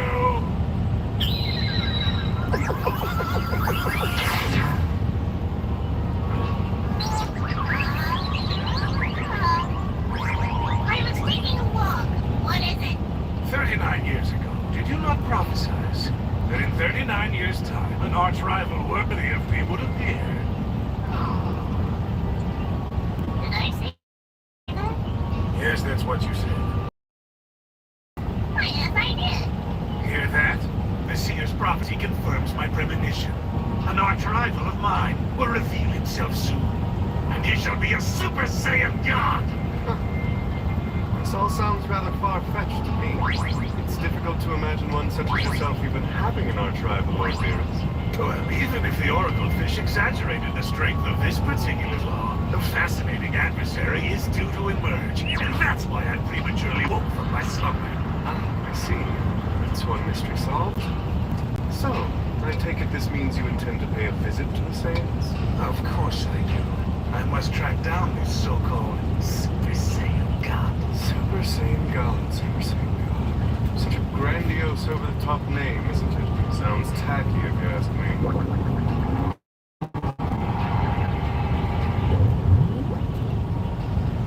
And I've located them. It would appear that of the surviving Saiyans, by my count 5 of them, are currently in 4032 Green on planet 877. It's a little world called Earth. It sounds dreadfully boring. Named Saiyan who defeated Frieza, in fact, is at this very moment on North Kai's world for some reason. The Saiyan in the guy's place is quite suspicious. What could it mean? Tell me, Whis, how long would it take for us to get there? Roughly 26 minutes. So about the length of your average anime episode. I hate long flights, but what choice is there? I'll suck it up and go. All right, we'll depart at once.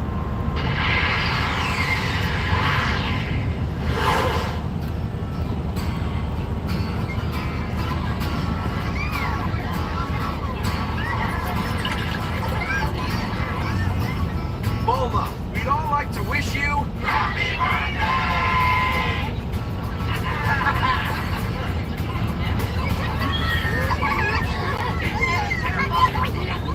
What? Not coming? Why would he be training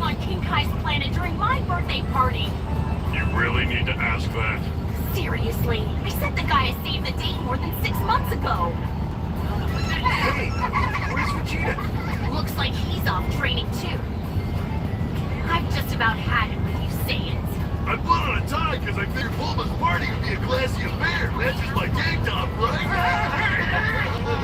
Between you and me, just how old are you today? Is it a big birthday? Like I tell you, never ask a woman that. Is it true that the prizes in the bingo tournament include a fully furnished castle and a private luxury jet? That's right, but if it's too much trouble, I can give the winner cash instead. One of the perks of being the richest person in the world. I hope that Goku will find time to drop in at least for the bingo tournament. So, I don't suppose any of those prizes are dirty movies? No. We're in for some serious trouble. That is great for her. Beerus is coming. As we speak, Beerus the Destroyer is rapidly distracted. Really? Are you sure? Because I'm not sensing anything. That's because you can't sense the presence of deities. Remember, above all else, whatever you do, refrain from doing anything stupid. How hard could that be? I'll be fine. Oh, right. You worry me. Oh, Goku, get inside the house now! Huh? Why? Just do it! Yeah, would it kill her to say please? Hurry! Alright.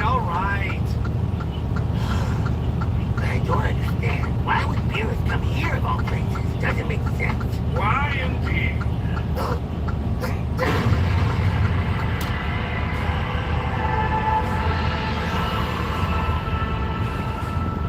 Oh, Lord Beerus, it's you! What a pleasant surprise!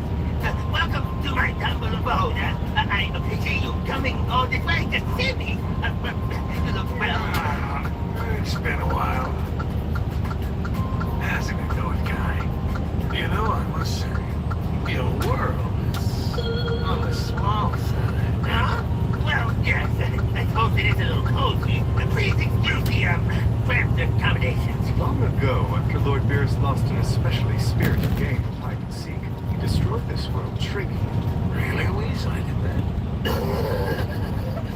Anyhow, to what do I owe the pleasure of your company, Lord Beerus? There's a small matter I'd like to discuss with that harboring. Busted! Come on out! No! Manners! I should have introduced you to him. Goku! Come say hello to our guest, Lord Beerus! Hey, it's me, Goku! No! I had a feeling you were gonna say that. You're old enough to know how to offer a proper greeting. Show some respect! Well, hello there. So I'm sorry, I mean... My name is Goku, sir. It is an honor for you to meet me. If you say so. Now that that's out of the way, there's something I was hoping to ask you about. Let's see. The Super Saiyan God, I believe it was? Yes.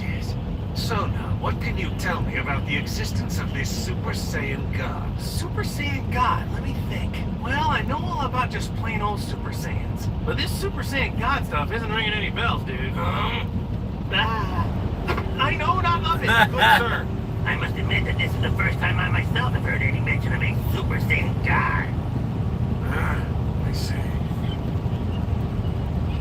Whis here tells me you are the one who slayed that bastard Frieza. Frieza? Yep, that was me all right. I beat him, sir.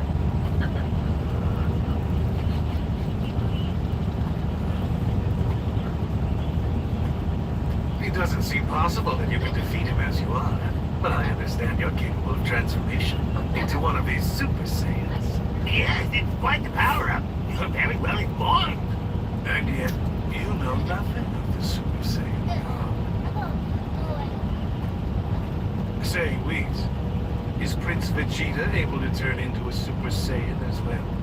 Yes, as are each of the other 3 Saiyans who presently reside on it. Wow, you really are a knowledgeable fellow, aren't you? They all have this power. That strikes me as odd.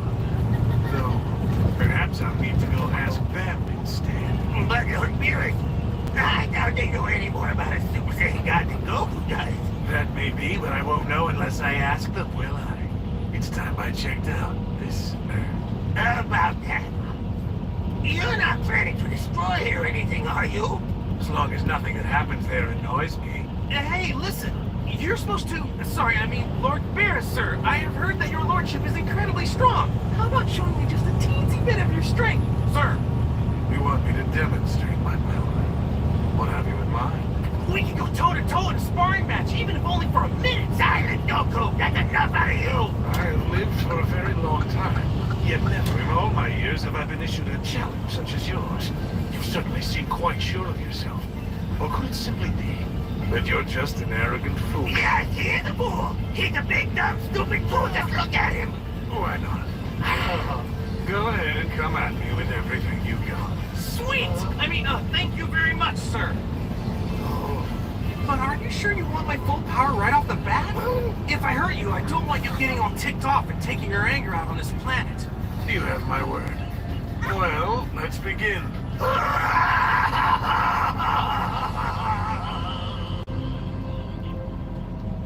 Okay. See, first, I have to go Super Saiyan. And then next, I go on up to Super Saiyan 2.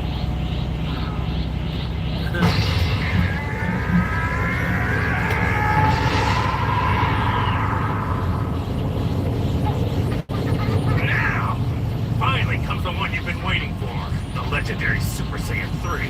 Hold on to your bananas, bubbles! Well, this is a surprise. It would seem that all that Super Saiyan talk wasn't just a bunch of hot air after all. Not bad, huh? But if you want, I can dial it back to 2 for you. No, that won't be necessary. Well, just try your best. You still doubt me? Fine!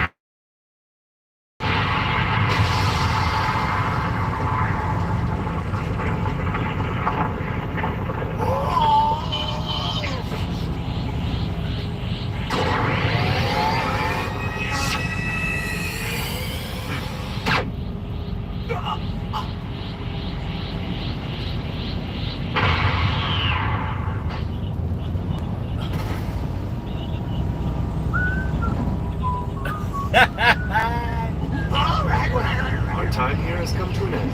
Indeed. North Kai, I bid you good day.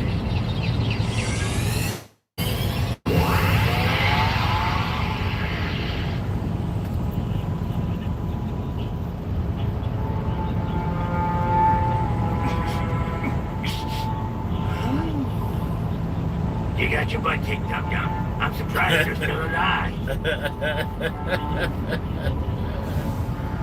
Oh dear, now Earth's in danger too. I gotta contact Vegeta and get him up to speed on Beerus.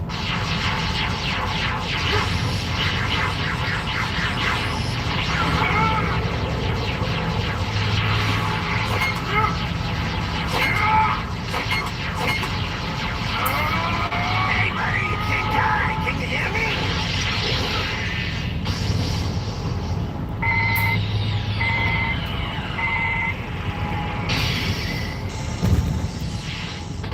This better be really damn good. My message is extremely important. Beerus the Destroyer has awoken and is headed toward Earth. Beerus the Destroyer? I think I heard that name once when I was a kid. Well, he's back, and stronger than ever, so do not engage him in any way. That means no insulting, no fighting, don't even look at him funny. Otherwise, if someone or something sets him off, it'll mean the complete destruction of Earth. It really... Ottoman is now lying unconscious in a Whoa, wait, what? Kakarot is down? He went Super Saiyan and everything. He's barely breathing after Beerus landed just 2 blows. You're serious? you blow! The fate of the Earth was entirely in your hands, Vegeta. Screw this up!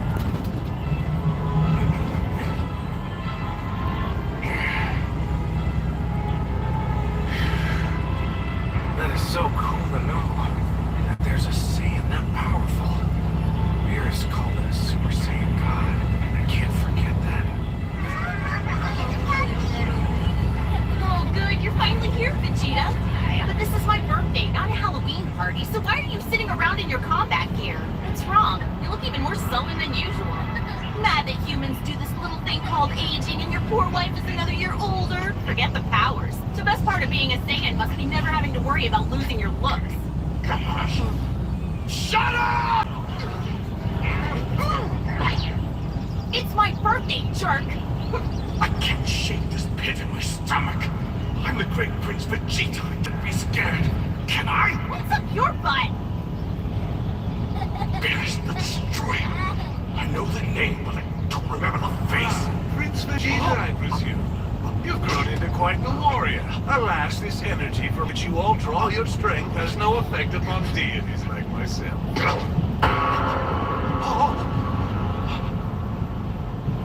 Don't tell me you forgot about Lord Beerus. Oh, I remember now. It's hard to believe, even with my great intellect, that when we last crossed paths, you were just a boy. It feels so recent. Could swear it was only yesterday that your father, King Vegeta, was putting out quite the spread in honor of my arrival.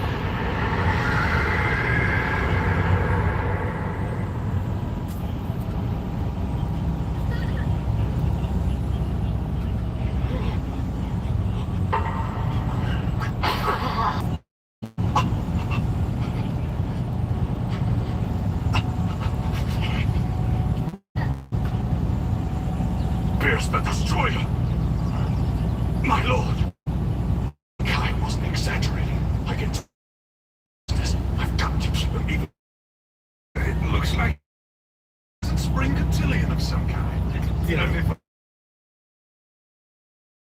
The party! Yes, it's honoring my wife's birthday, my lord.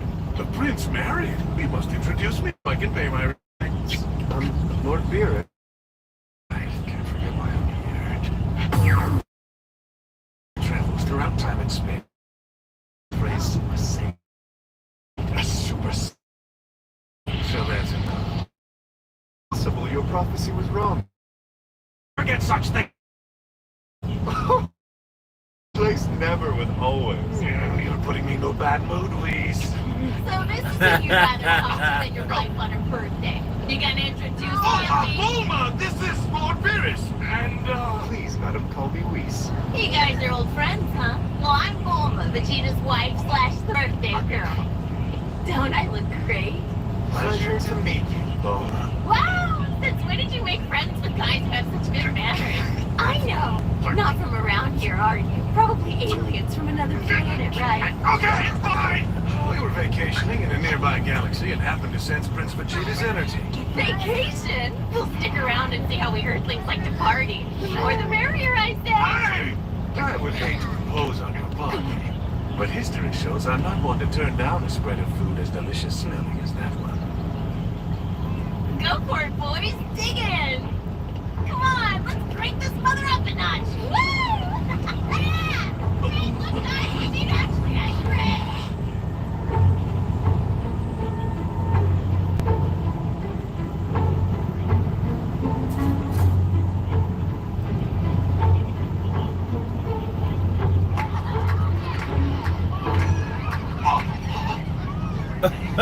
We'll break in.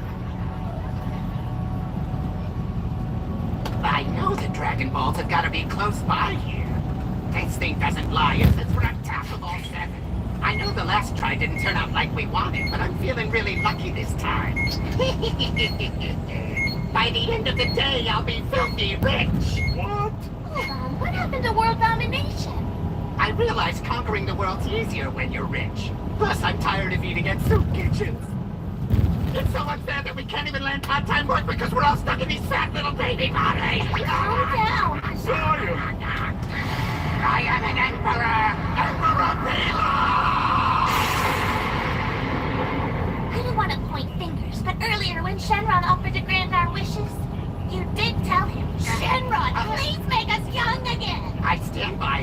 There's no point in taking over the world if you're too old and wrinkly to enjoy it.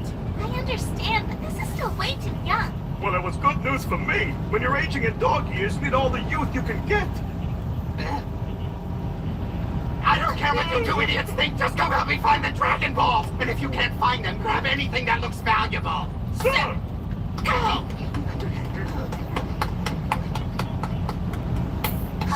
Emperor Pilaf! What? Over here! What is it? Bingo prizes?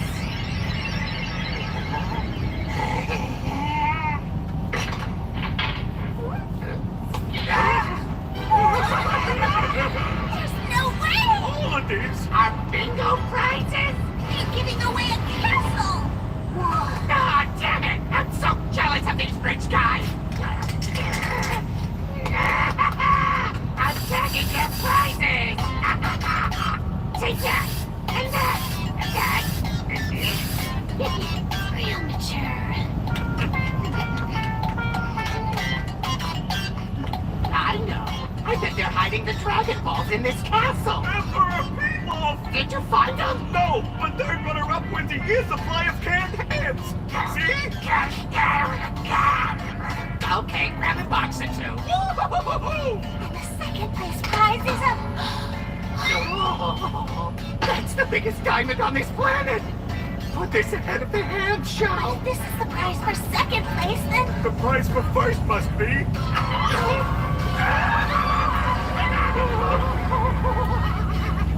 You did it! 7 balls. The full set right for the taking. Yes! Yes! Emperor, let's use it to summon Shinron and get a wish granted right now! You dumbbell!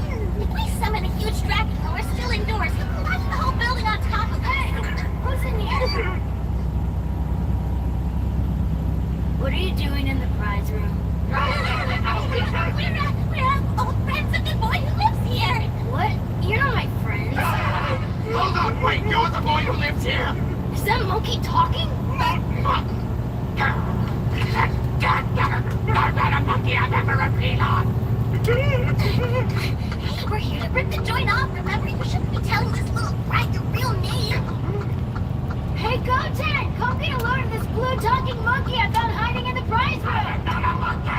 Call him Emperor, show some respect! Unless you want to get cut in half! What is it? You see? Spiky hairdo. It looks very familiar!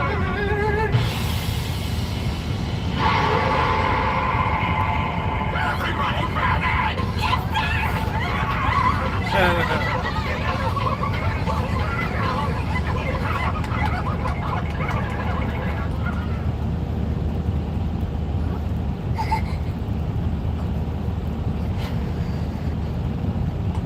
I didn't mean to take this.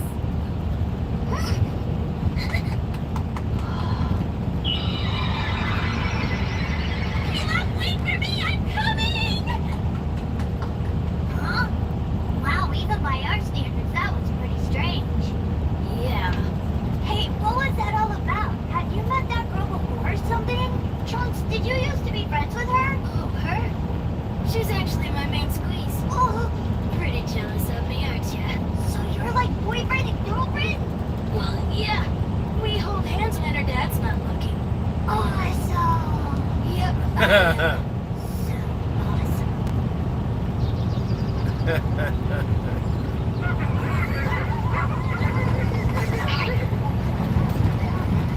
This sucks! What the hell is he doing here? Yeah, it's weird that he's still a little kid, too! Thanks to him popping by and announce like that, we didn't even get what we came here for!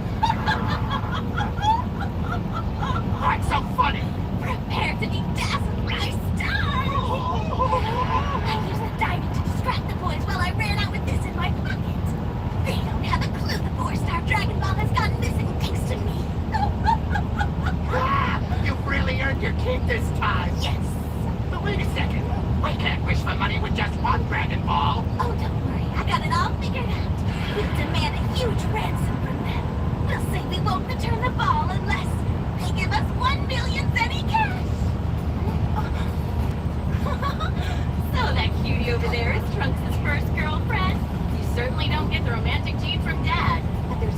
9, my little boy's become quite young. Yup, that's me. Call her over. I want to meet her. Yup. Say flaming Dragon Balls, why would you fly through the air to move 25 feet? Cause whatever, it's no biggie anyway. I was trying that cougar on my buddy and told him you were my girlfriend, so now my mom wants to meet you. Said I'm your girlfriend. Not you, creep. So me? No, dummies. Your friend who's the girl. Wait, me? Oh, I'm flattered, but I don't date little boys like you, kid. Hey, hold on. You're no bigger than I am. Damn, he's right. So do you maybe think you can pretend to be my girlfriend for today? So because you lied, I gotta be your fake girlfriend? What would this involve? Well, I don't know. Hold hands? Hold hands? What? The kids nowadays have all become depraved perverts. In return, you can eat as much food as you want. Free food? And there's a bingo game with awesome prizes, too. I love bingo. Oh my God. Burpila, I know he's just a child, but holding hands with a guy on the same day I met him, it's all moving a little too fast for me. You're far too old to be freaking out over a boy like that. Oh, gee, thanks, Emperor. Now you're saying I'm an old maid? Please do it, Mike, for the food and bingo tournament. And the Dragon Balls that the winner receives. Hold on, I swear I've seen his mom before, too.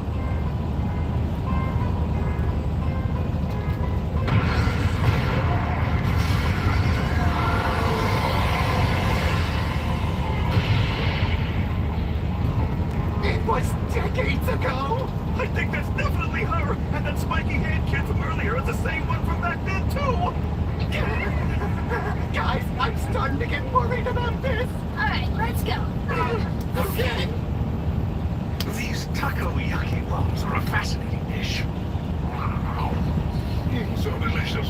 With sauce all over the batter and dancing around boxes once upon my taste buds. I think Maya's such a pretty name.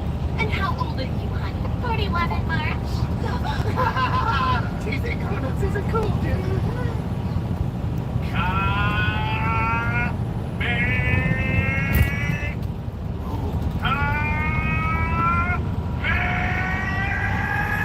Please don't bring any more planets.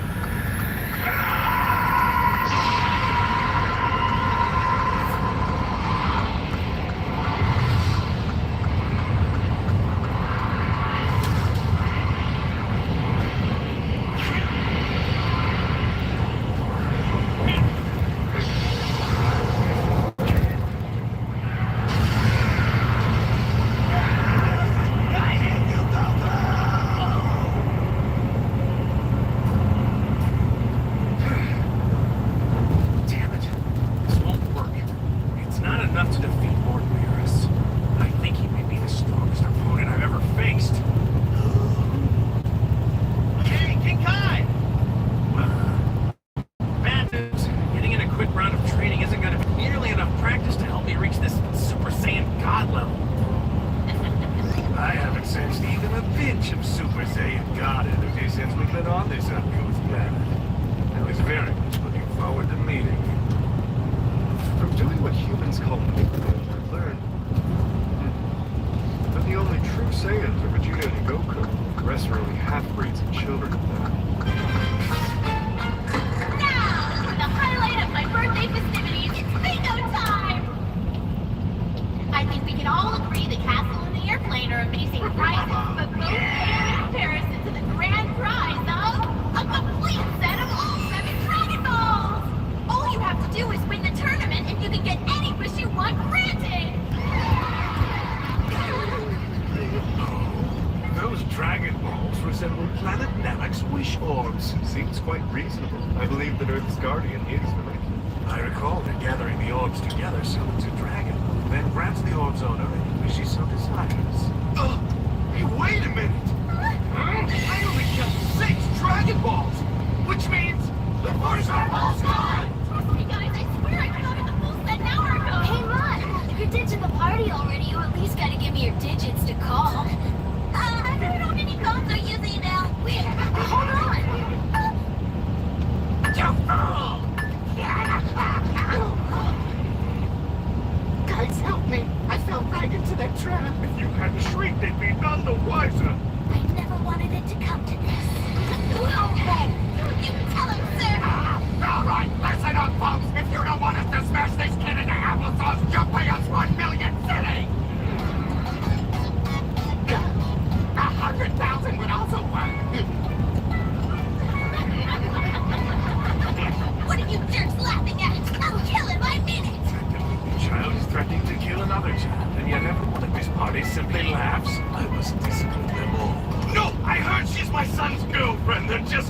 around. You know how young love can be.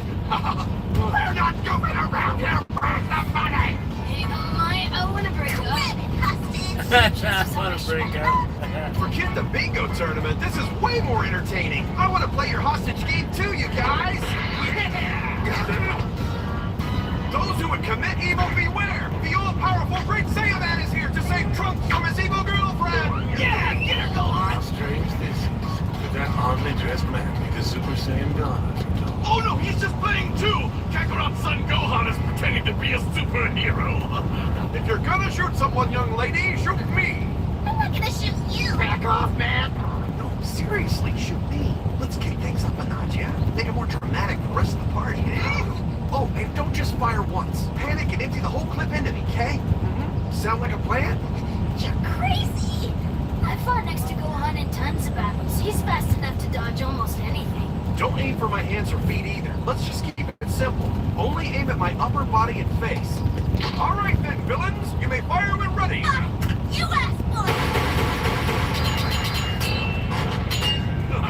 I told you villains to beware, for you're no match for the power of the Great Saiyaman! You must have been hitting the punch today. Gohan's not normally this cocky. You guys, all this time I thought that was just a pellet gun, but those were real bullets you fired at me. Little kid should never be playing with something so dangerous. If it hadn't been me up there, you would have shot someone. I'm shot. Damn, my baby's been here. Oh my gosh. Gohan, your stupid superhero game nearly got your wife killed. I'm so sorry. Don't worry, I can heal her, no problem. Hey, what's he doing? Need I remind you that you're speaking to the Guardian of the Earth? Guardian of the Earth? Oh, right, yeah. Guess I kind of blocked that out. You healed it. It's like it never even happened. Thanks, Dende. I can sense that you're... Shh, I haven't told you yet. Oh, I understand. Gohan, I don't want you drinking any more punch today, you hear me? Yes, ma'am. Thank you, Dente. I mean, Guardian. I owe you big time. One of those projectiles hit me, too. It feels itchy, like a bite from a bug I should crush. I take it you're in a bad mood now. Will you destroy Earth? I prefer to see it as renewing, so that it may reach its potential. Of course, before any creation must come destruction. All right, everyone, listen up! God's trick is over! Now it's time for the main event of Bulma's birthday, the Bingo Tournament! Bingo! Bingo! Bingo!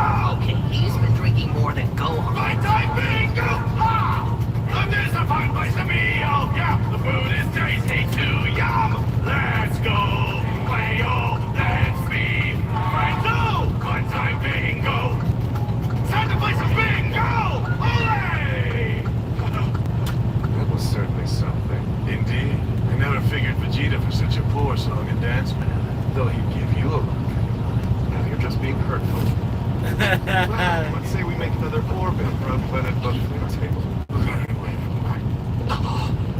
How can I stay mad at him? Hey kids, this ball is not something to play with. Touch this again and you go to timeout. Oh, before I forget, your little skit was so adorable. Thank you. Hey, I found the Dragon Ball. The kids had it. Let's get our bingo on. I couldn't have made a bigger fool out of myself. And it appears to have worked now. It doesn't seem like he's going to destroy the Earth anymore. All I have to do is keep him in a good mood and persuade him to leave.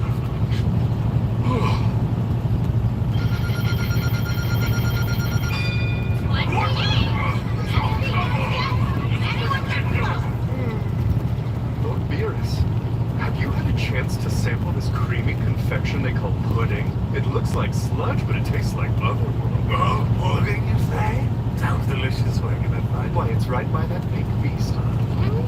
You there. Kindly hand over one of those pudding cups to Lord Beerus. One for me too, please. I understand if you can't spare two, so I'll just take mine. Beerus, that's hardly fair. You made it sound like you already had one. Give me the pudding. No! We'll eat! What? Pudding is on for Boo! You're being a rude guest. All pudding cups are Boo's!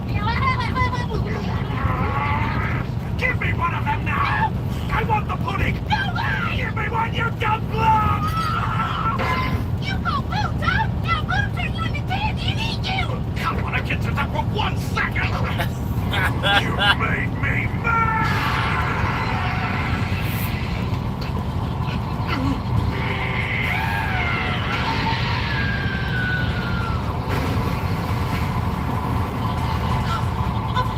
Lord Beerus, no! Please stop! Come on, boys, it's wrong!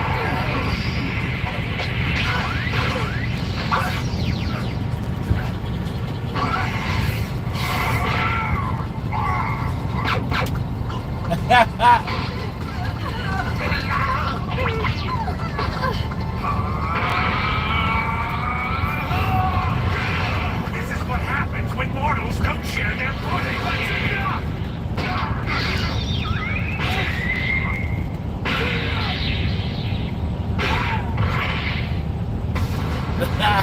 There's no point in holding back now.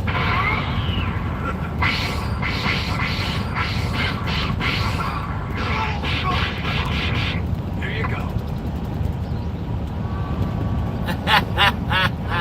Oh, this meal is absolutely mouth-watering.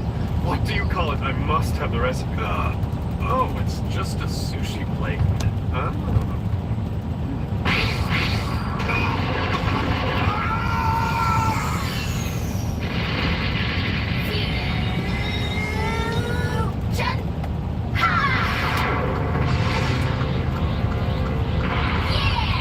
Prince Vegeta is highly skilled, but he lacks the power to match Yo, Catman, let's do this! An uninvited birthday guest with manners so bad he starts a fight over a pudding cup deserves to get Gotenks fist rammed down his throat! How sad.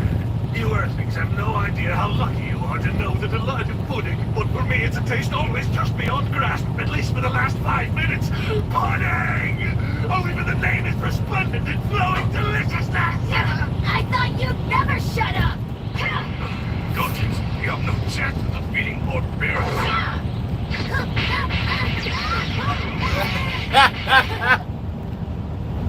Just take the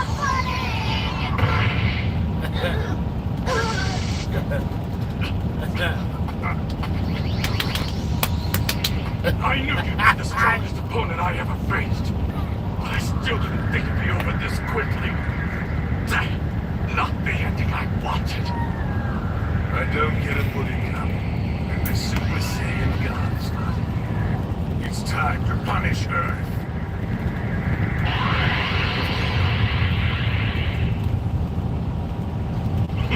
I'll take some pride in the fact that it took Beerus the Destroyer to kill me. Indeed, that's a fine way to rationalize your death. You shall die with your honor intact. Huh? I have to go pee. Alright, hold on a second, okay?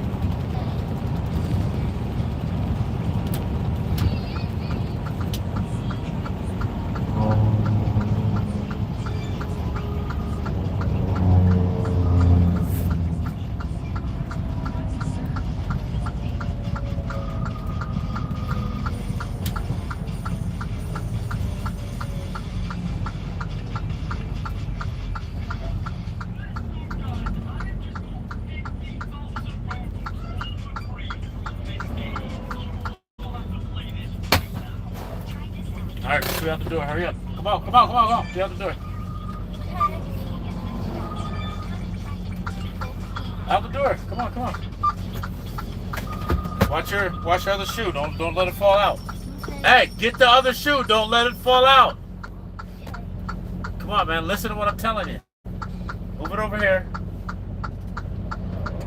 Alright. There, do your thing.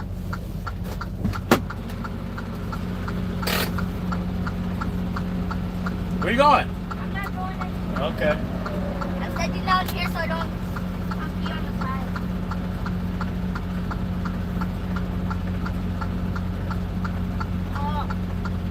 What happened? Pull it.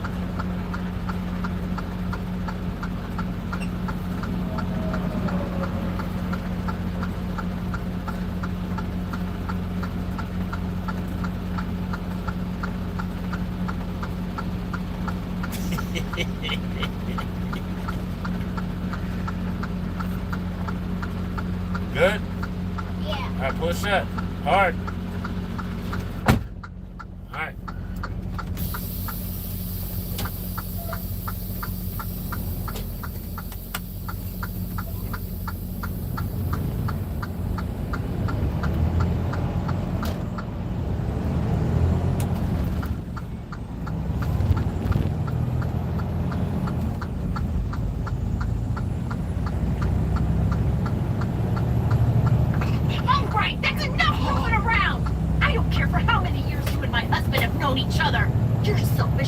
cup fight has ruined my 38th birthday party! Oh, so that's how old she is.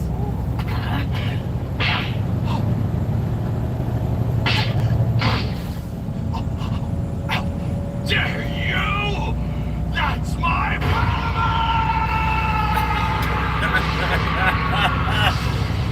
Good snack. Oh.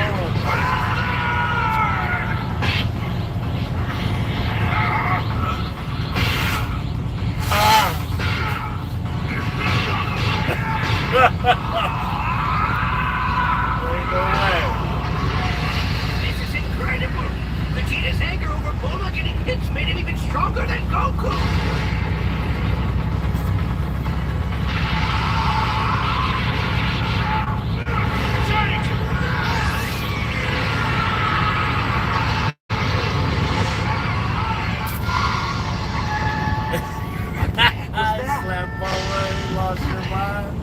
The Capsule Corporation's probably testing some new explosives again without a permit.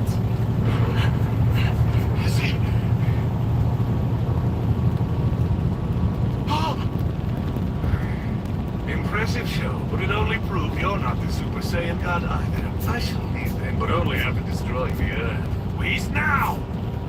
Give me a moment, please. Bless you. So, Is this it you? one sea urchin? Oh, it's better than a tuna. No, I won't let you do it! Why must you always destroy? Don't stall. I've already made up my mind,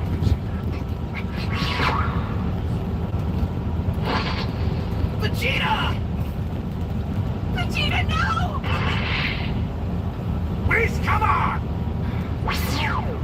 Yes, Lord Beerus, is there something you wanted? I must admit you were right about the Saiyan God prophecy. This whole endeavor's been nothing more than the two of us chasing an echo of a myth. But I shall destroy this planet before I return home! As you wish, Lord. But first, I'm going to finish eating, okay? How do you like the yellowtail? Fantastic! Unfortunately, I don't have enough time to try everything on your menu. Could I trouble you to have the rest for me?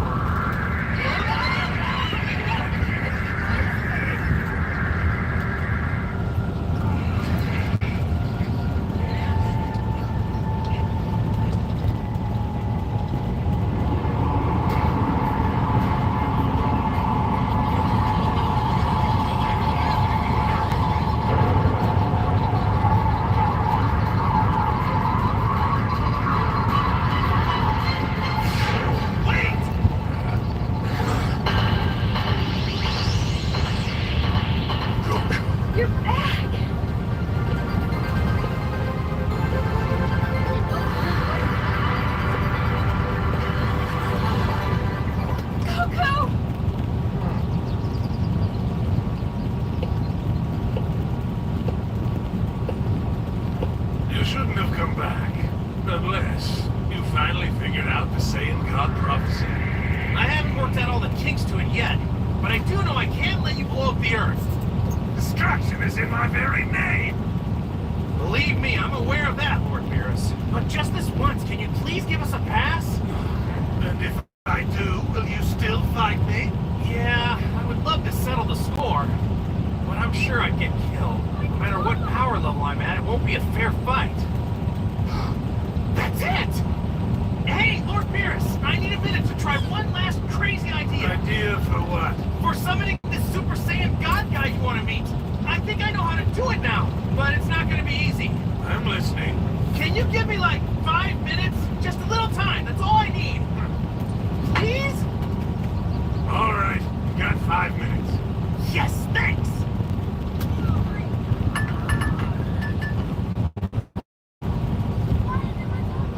Hey, Bulma. Sorry, but to do this, I need your Dragon Balls. No problem. Take whatever you need so long as it sends that party-crashing jerk and his friend back to where they came from. Whoa, Hara, she's still a god, Bulma. You gotta respect the rank. What? A god? Yep. Well, that's stupid. What kind of god throws a temper tantrum because he missed out on a pudding cup? Listen, he's no normal god.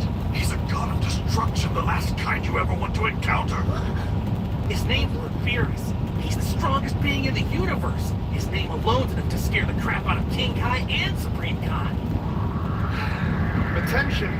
Please watch your language lest you offend Beerus. Otherwise, he won't just destroy the Earth, but the entire solar system as well, including even poor little Pluto. Hi, Beerus. That won't work! No guy wants an old broad flirting with his. Shut up! Goku, if you got a plan for those, you better do it now! Eternal Shenron! By your name, I summon you forth! So that's it! Calling in the big guns to get rid of this Beerus cat! Nope! Shenron can't handle him!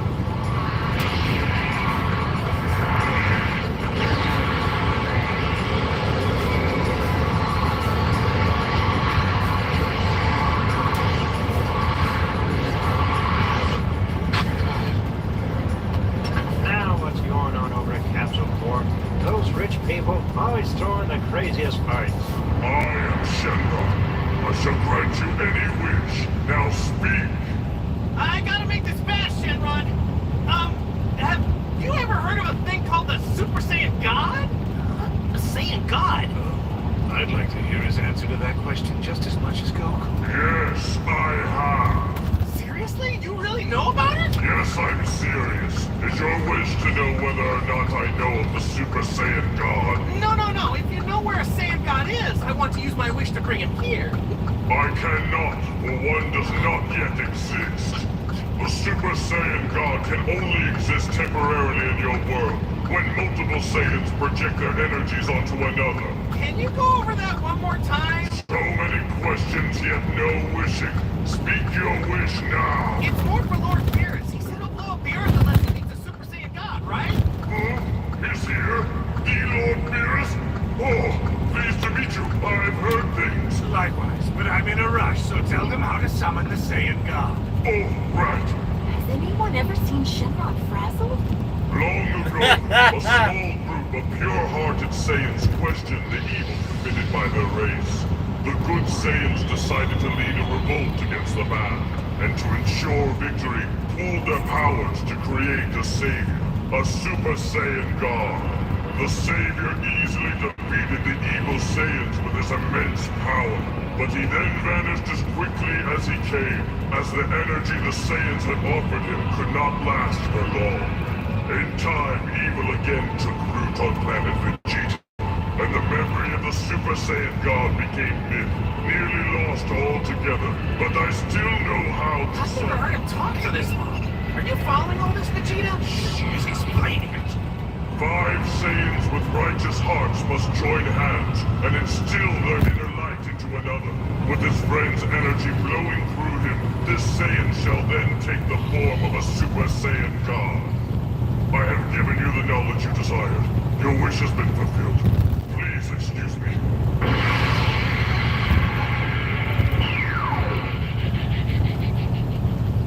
So first, we need to find 5 Saiyans possessing righteous hearts.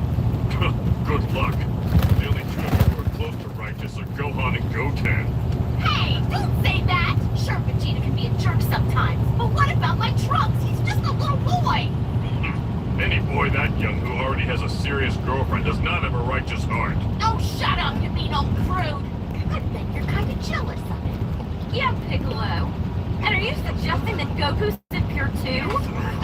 Well, Goku is pure of spirit, but not of logic. Fighting Beerus is just dumb.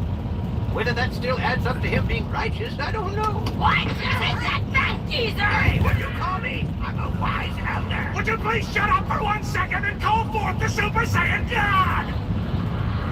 Vegeta may have been evil a long time ago, but he's been fighting on our side for years now. We'd be lost without him. He's good in my book. Yeah, that's true. It's not fair to say that today's Vegeta's the same guy who first came to Earth. Why's Kakarot get to be the one? Don't complain! Dad, are you feeling any different? Any changes? No, I don't think so. There, all done. So this is the temporary you talked about. Yeah!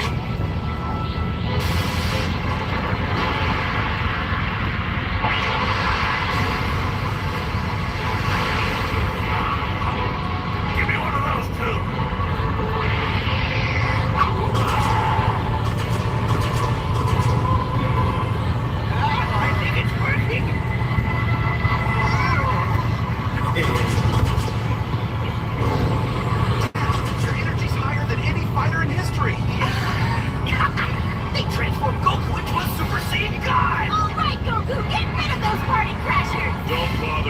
Goku. It didn't work.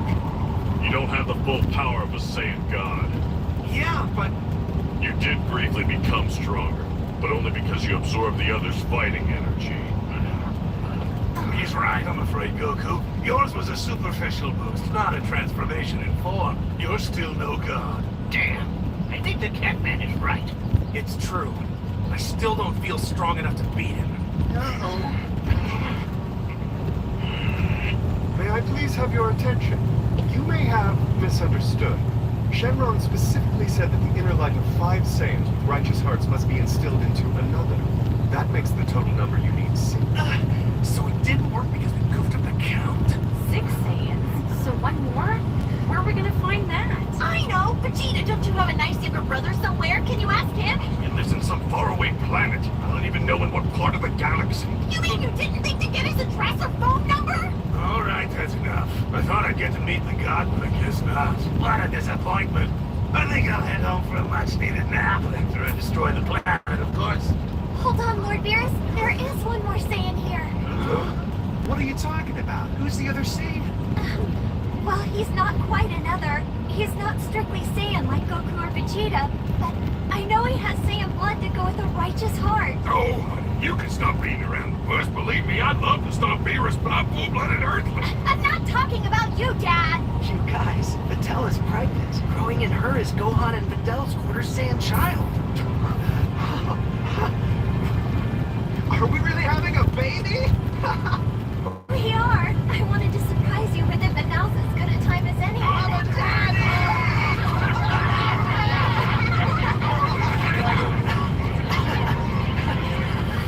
Will you be transforming into a god or not? Fine, let's add Videl and the baby and try it again. Are you sure this will work? Our child hasn't even been born yet. We gotta at least give it a shot when the Earth's at stake. All right.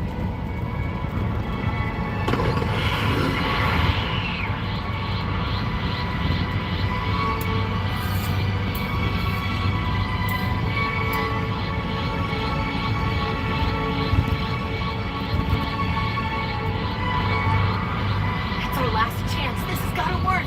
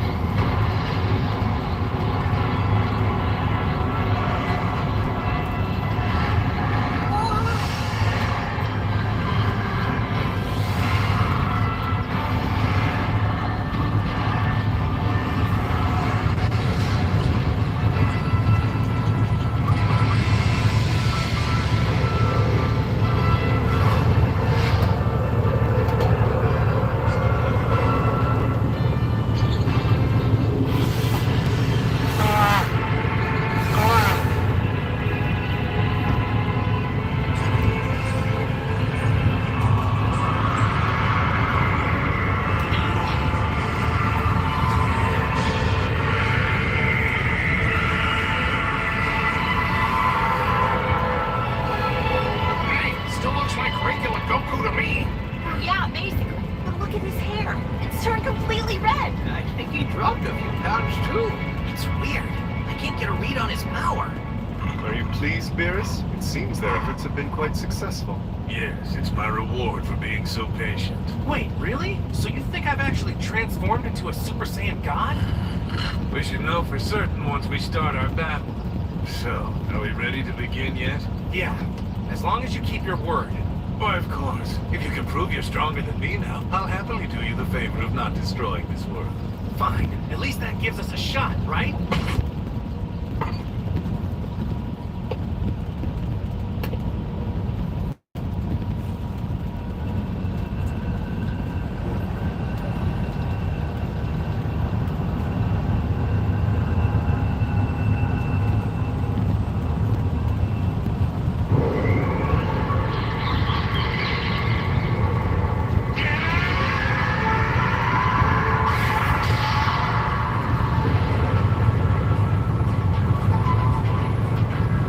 So tell me, how does it feel becoming a god? It's incredible. I see. It surprises you. It's taking you time to fathom what you can do now.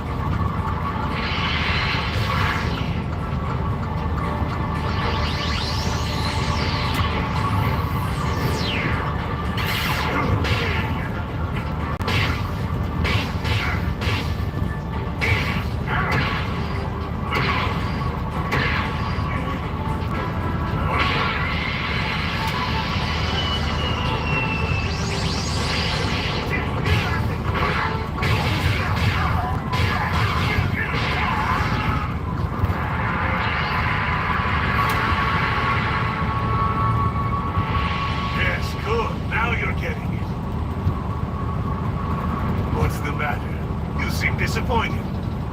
Honestly, yeah. Why? Don't you like being a deity?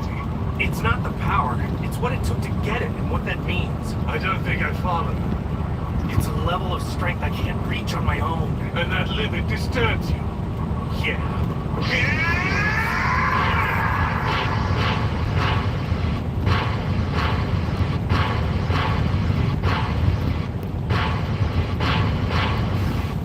What is that? An earthquake?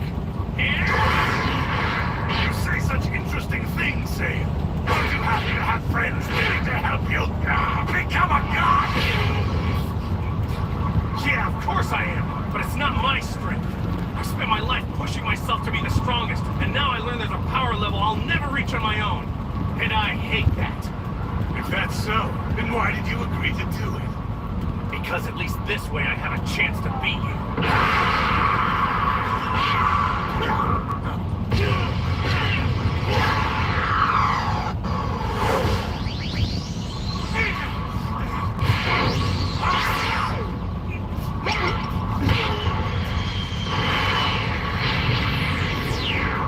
Come on, let's follow them! Right!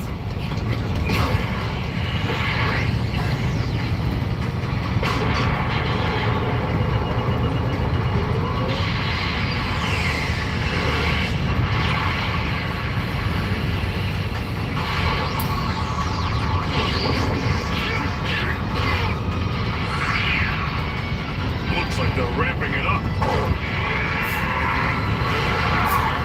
That's you. Hey, Tissue?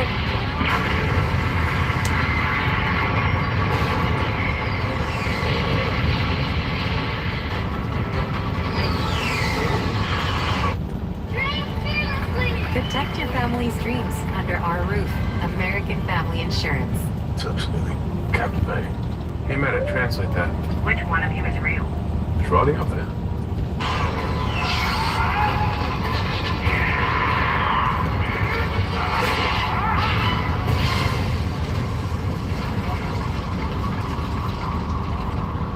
You hate your strength because it's not yours. That's right! That's a sign of pride. It will be your downfall.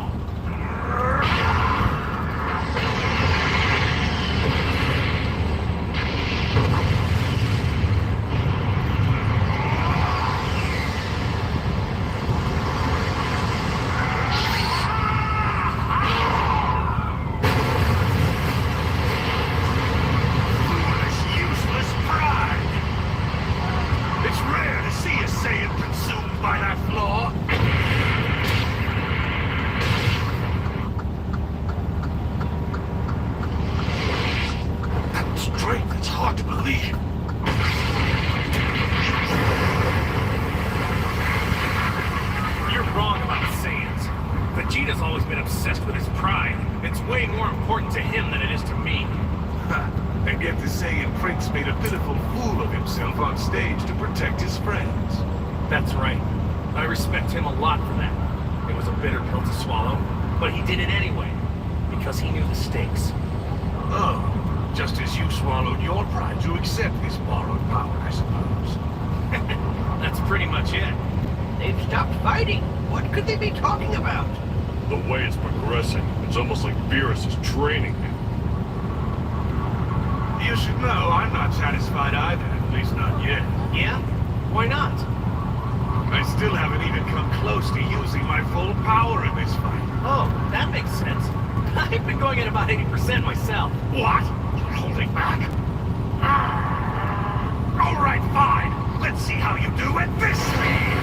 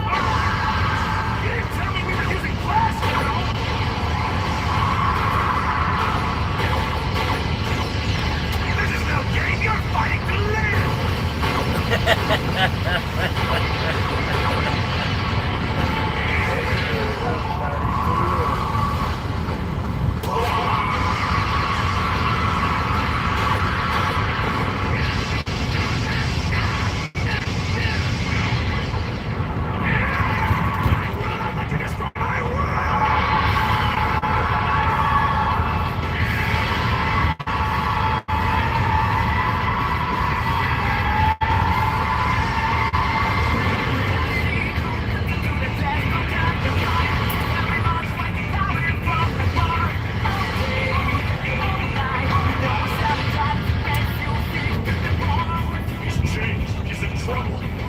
He's dropped from his god form to a mere Super Saiyan. A what? No, don't put no more games on that tablet. Remember, it wasn't even working. Couldn't even update anything. Delete some old games if you want another game.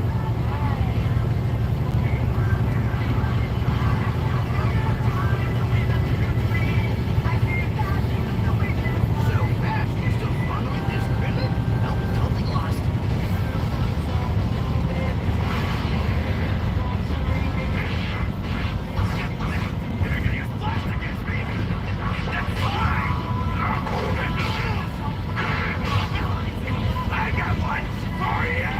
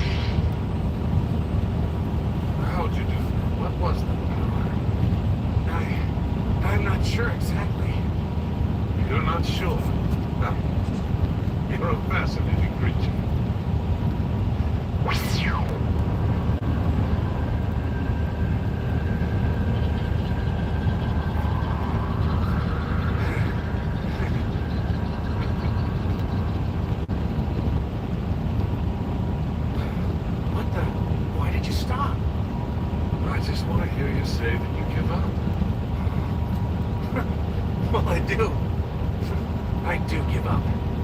I've given all I've got, Lord Beerus, but there's still no way I can beat you. I mean, you're the strongest in the whole universe. Well, I'm happy to see you're finally realizing the full terror of Beerus the Destroyer. But I know strength when I see it, and yours is formidable. I've lived longer than you can comprehend, and of all my countless fights, you're my second strongest foe. Wow, only the second strongest? Well, that's a drag. I'll tell you one more thing, and I expect you'll be quite surprised as well. What? Have you decided not to destroy Earth after all? No, not that. I told you I would, and a destroyer god must keep his credibility. Oh, really? Okay, then what? You see my attendant Luis over there enjoying his lovely party? Huh? Yeah. So, what? While it's true that he waits on me hand and foot, he's also my teacher. Your teacher? Seriously? Does that mean you're not the strongest in the universe? Depends on which reality you're referring to. I'm the destroyer from this universe, the 7th. But there are others too. 12 universes altogether. And some have spawned warriors even mightier than us.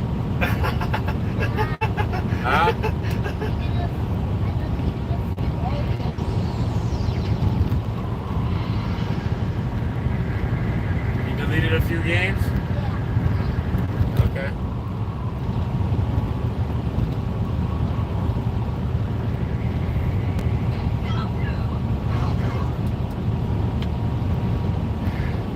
I'm alright. Don't you worry about me. Well then, I said I'd destroy Earth, and now it's time to fulfill my promise.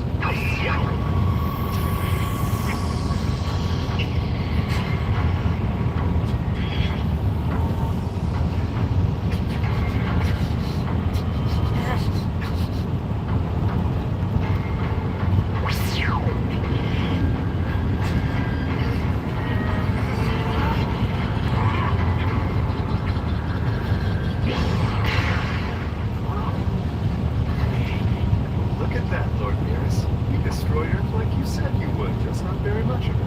Yes, it's really a shame, isn't it? I must have used up all my strength in the fight. Guess I'll just have to come back another time and finish destroying the rest. Thanks, Lord Beerus.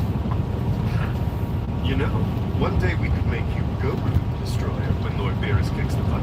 Hey! Thanks, but I think I'll pass. Oh, that's too bad. Mrs. Vegeta. Huh? You mean me? Oh, no, what now? I'm sorry for disrupting your festivities. Never mind that. You should be apologizing for hitting me. Yes, forgive me. You know he can still kill us. We'd be honored if you would invite us to your next party. Only if you promise not to screw things up again. I'll agree to that. Though next time I'm going to insist on eating some of that pudding. I'll fill the whole swimming pool with pudding if you like. But if you try it and don't like it, I don't want to hear you complaining. If I'm displeased, I won't say a word. I'll just destroy your world.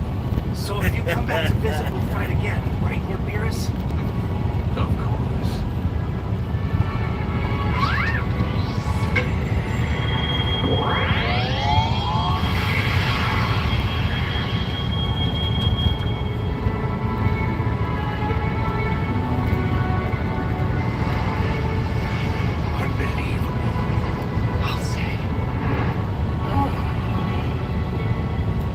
Never thought I'd see the day Beerus the Destroyer would find a world he wouldn't destroy. Nor did I. Goku's strong character seems to have a one-of-a-kind effect on people. He continues to make allies across the universe. Even Beerus respects him. I must admit, I appreciate that, Seth. Maria I realized appreciate she that. booked the wrong holiday dates online. God bless. Fortunately, her travel company uses Zendesk, which means a Zendesk AI agent fixed the problem in no time. May the Lord bless you and everything that you do.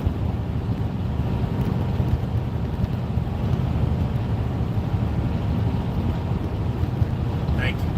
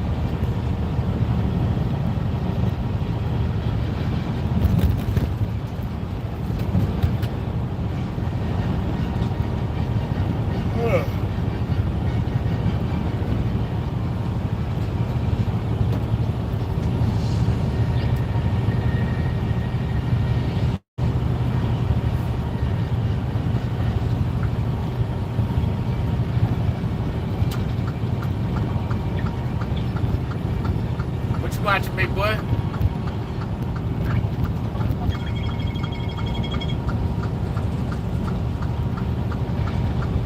Did you try to download the game?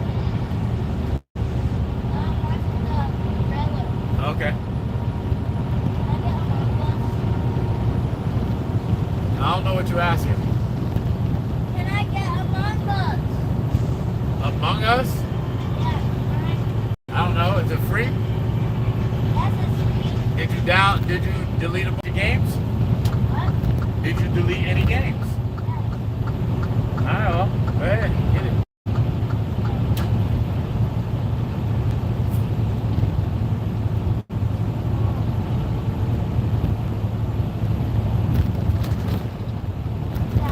Huh?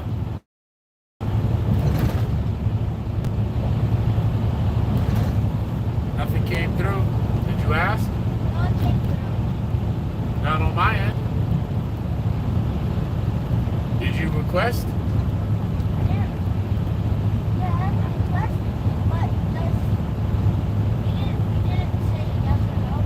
Yeah, because I didn't get anything. Okay. You must have had it before and deleted it.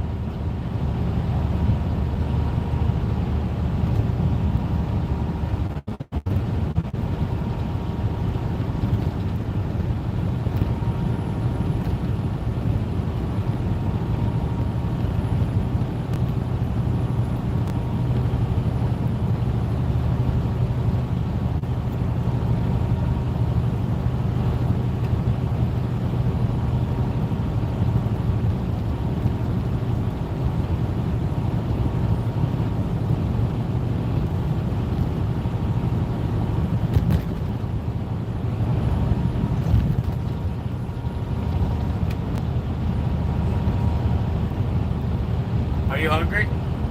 Yeah. You are? Okay. Yeah, a little bit. A couple minutes.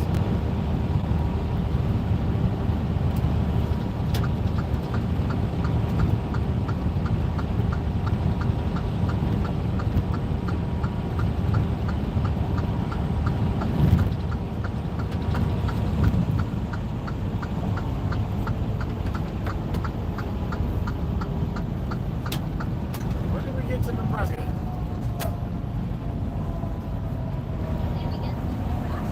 Yeah, that's what I'm wondering.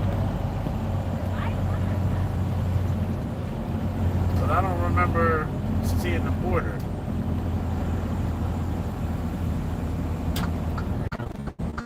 I know you don't.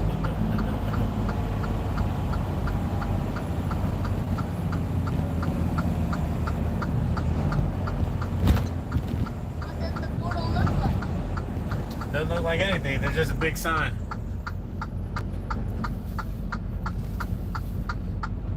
You didn't see the big sign?